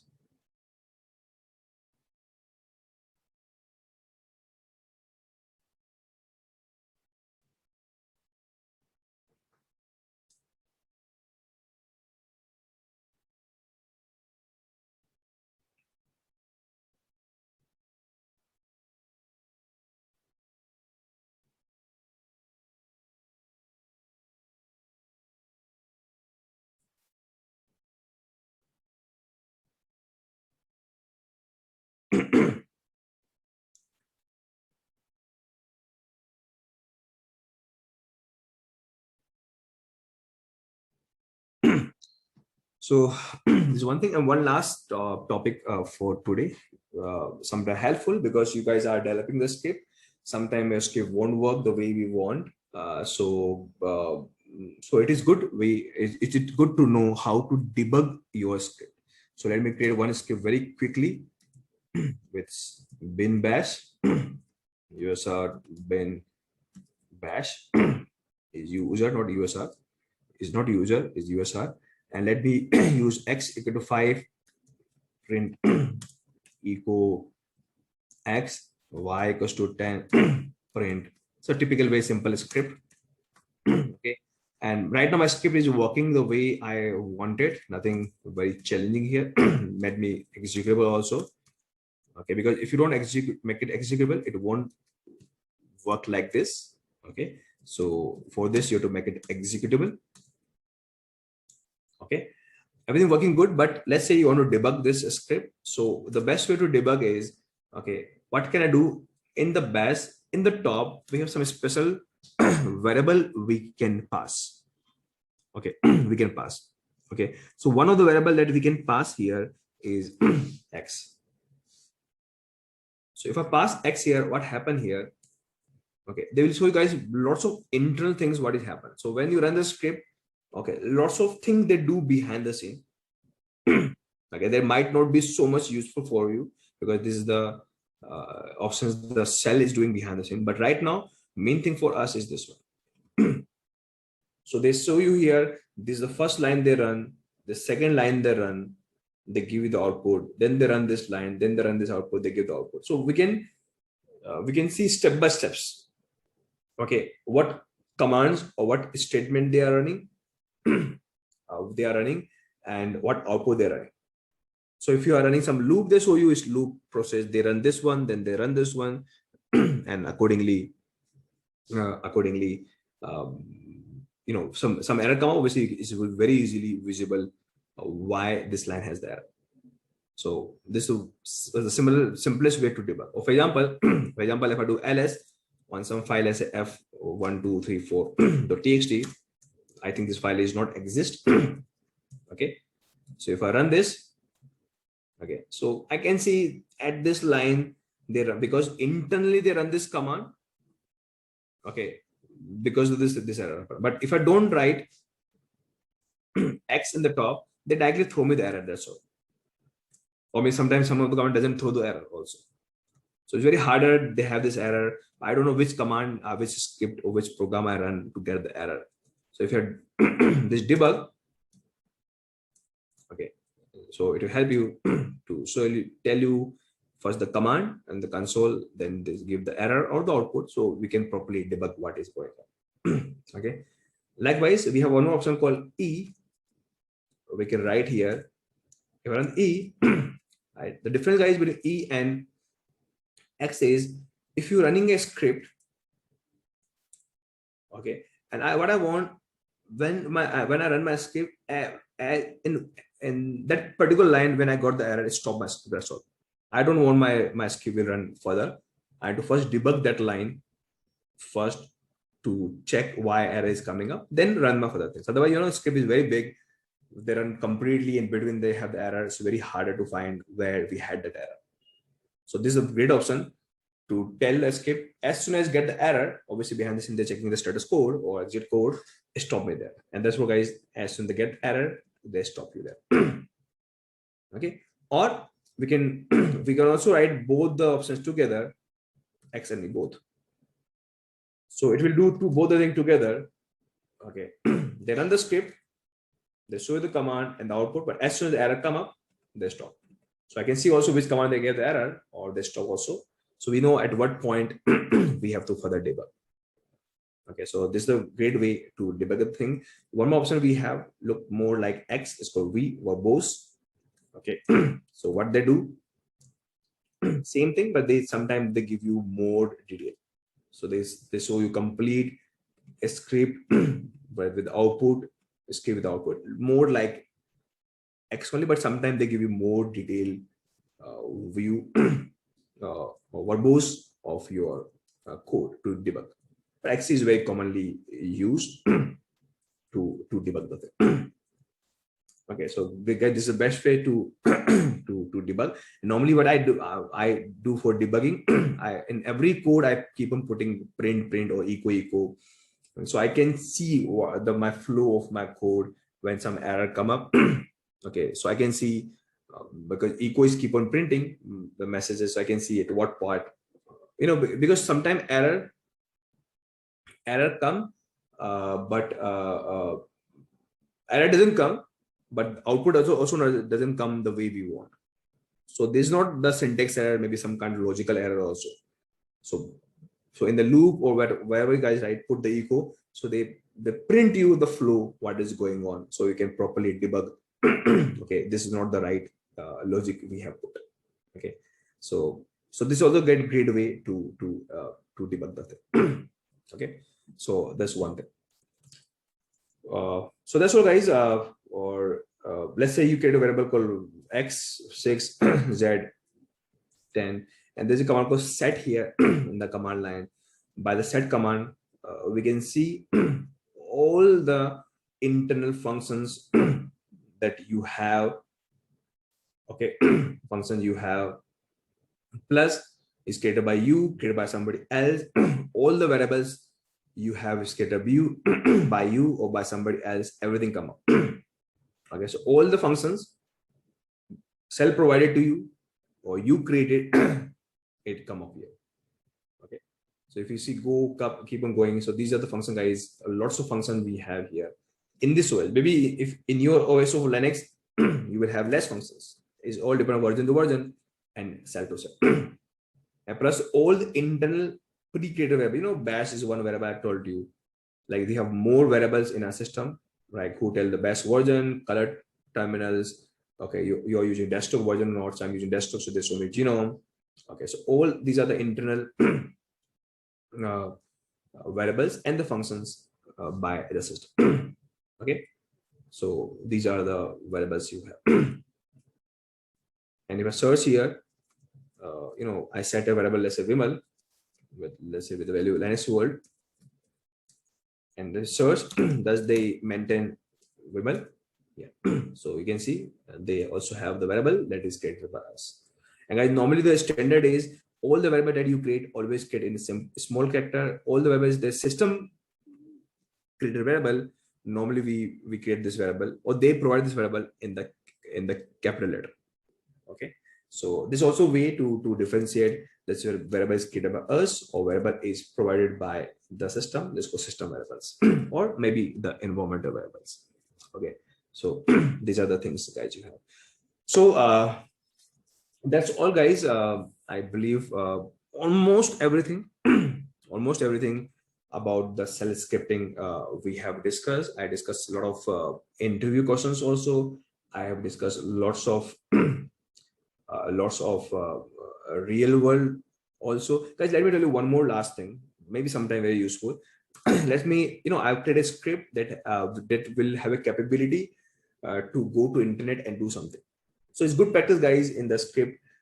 Before you run your script, just go and check internet connectivity. So I think Google is the best way to check. Okay, so I know I can see we have internet connectivity, but how can I tell my skip my app I have an internet connectivity? Okay, so for this, what can I do? Okay, for this, what can I do? I run the ping command, stop the ping command, and I take the help of echo again. This one.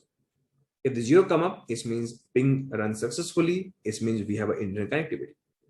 The only challenge we have is if you start ping, my script don't have a capability to stop the ping, because in the Linux ping run in the infinite loop, you have to manually stop the ping with Control C. And that is the reason, guys, in the ping we have option called C. See, we can set the counter. Let's say one. Just ping once. Ping once, send one ping packet, reply, get the reply, and run this command. And here we can, guys, write a condition. If this option is equals to 0, okay, then echo internet connected, something like this. So this kind of logic, guys, also build small commands or small options, right? You can connect here and learn from here and there as a command, connect pieces together and make your script more optimized, right? Better, more and more you test in your code, better you optimize it, and better you will be treated as a core developers, right? Because it look like you're very much professionals. You know, because guys, if you want to set up something very simple, but for before setup, testing is very important, right? Test everything properly, and more tests you do, your skill become more and more mature. Okay, this is my final say to you. So guys, I'll try to test as much as I can. It is, even though this is a workshop, but if you go to any of the advanced cell scripting classes also, I don't think so, according to my knowledge, these much practical, these much topic they discuss there. And I try to touch lots of use cases also, and try to show you a lot of use cases also, right? So I think after having this much knowledge, try to solve your use cases, whatever you have, and I believe you will get the proper flow to have this. So that's all, guys, from my side. And any queries, if you have, you guys can ask me.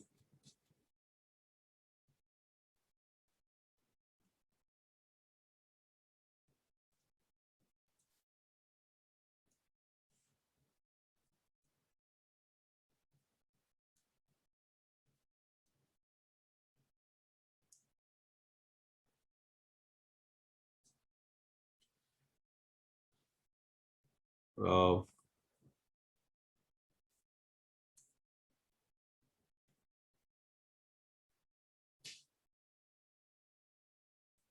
so guys, somebody asking me the difference in different cells. I think I already told you yesterday. Only difference is, okay, what are pre-created functions they have, or keywords they have, or syntax. There's the only difference. Okay, some shell will give you different keyword. They doesn't support some of the keyword. They have a different syntax also. So these are different between bash shell, jet shell, pk shell, fish shell, ssl. That is the that is the only different between the cells.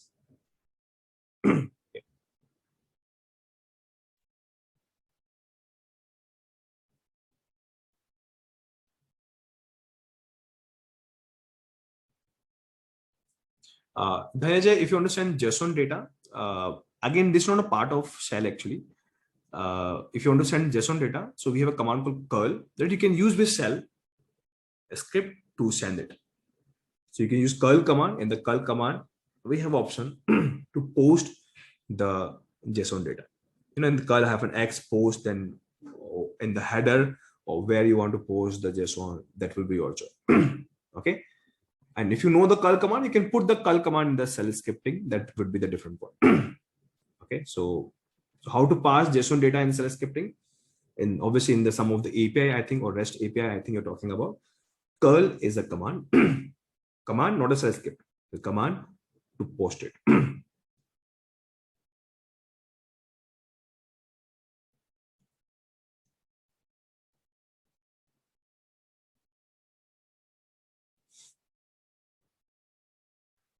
Yes, Rohit, guys. Rohit, if you know Docker Compose is a way to compose the Docker environment, means to set up the Docker containers and connect these together.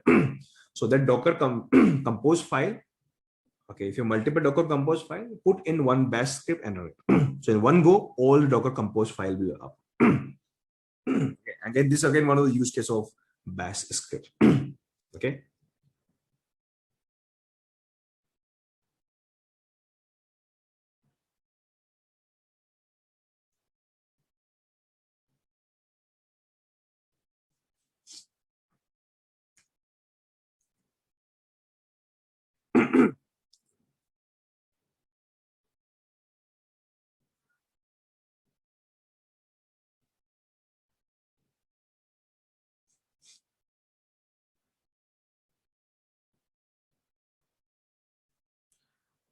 Abraham, actually, Perl is also one great language. A lot of teams and company use Perl also.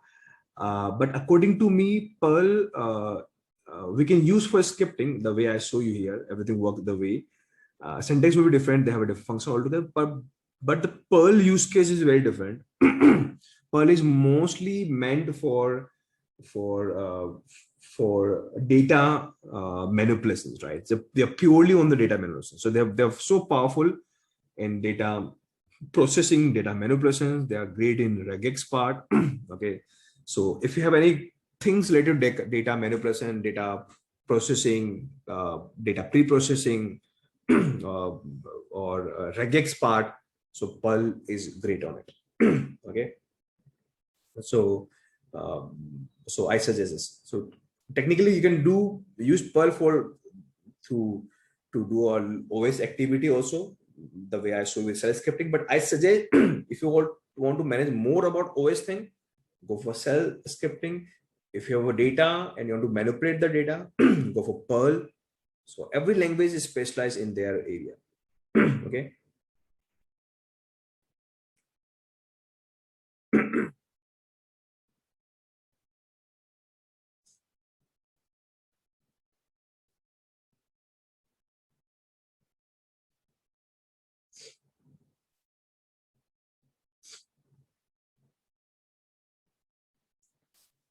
So I'm just trying to pick as much as query here.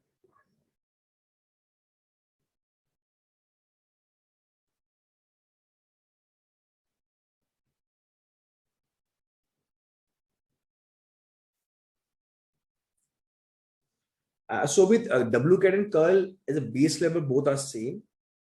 Okay, but I normally treat curl as a browser. It's a client side browser, and normally browser has a lot of facilities. Okay, so lots of things uh, you need to do in the browser, like cookies, SML, token sharing in SSO or OAuth part. So for this, curl is very mature. But basic thing, uh, to post, put, download a file, open the file, WCAT is useful. So as a base level, both are same. That is the reason we have a confusion, difference. But if you go to advanced level, what normal browsers do, right? That level of capabilities, curl command has more.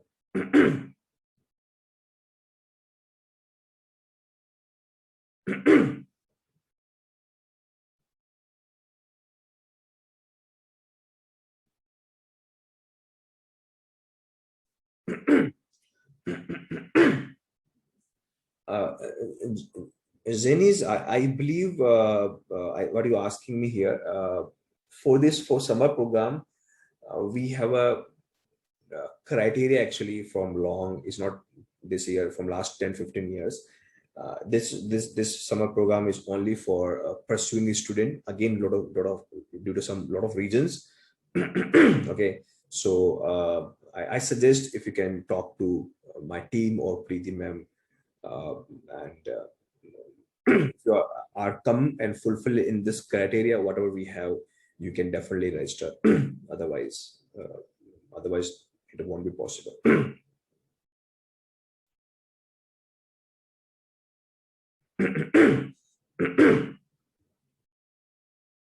So with what you're asking is a in IO reduction concept. yesterday. I very highly talk about this, but I told you I have IO redaction classes where I talk about this symbol in very detail. Okay, so you just go attend those classes.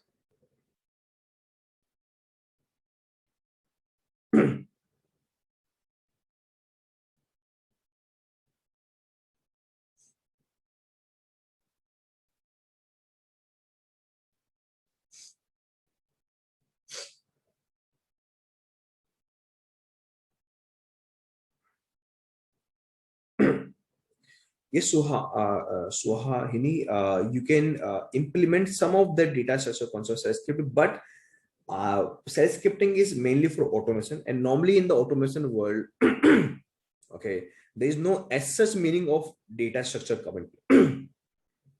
Okay, if you guys notice, I haven't talked anything about data type also, like array, list, hashes, and all those things, right? Or maybe containers and all the things, right? So data structure is normally a concept come in a programming language like C or Java or Python. Okay, because they have a capability to manage the data and manage the data structure in the memory in the different namespaces, like in classes also. Okay, so so as such, there's no technical means to talk data structure in the shell scripting. Okay, that's what I want to say here. Data structure normally means more if you go to a typical properly programming language. So if you go to shell scripting, if you go to Ansible and this kind of tool, automation tool, they are actually somehow okay. There is no meaning as such to we can do it. I'm not saying we can do it, but they're not meant for proper programming language. So there is no as such meaning to have a data structures there.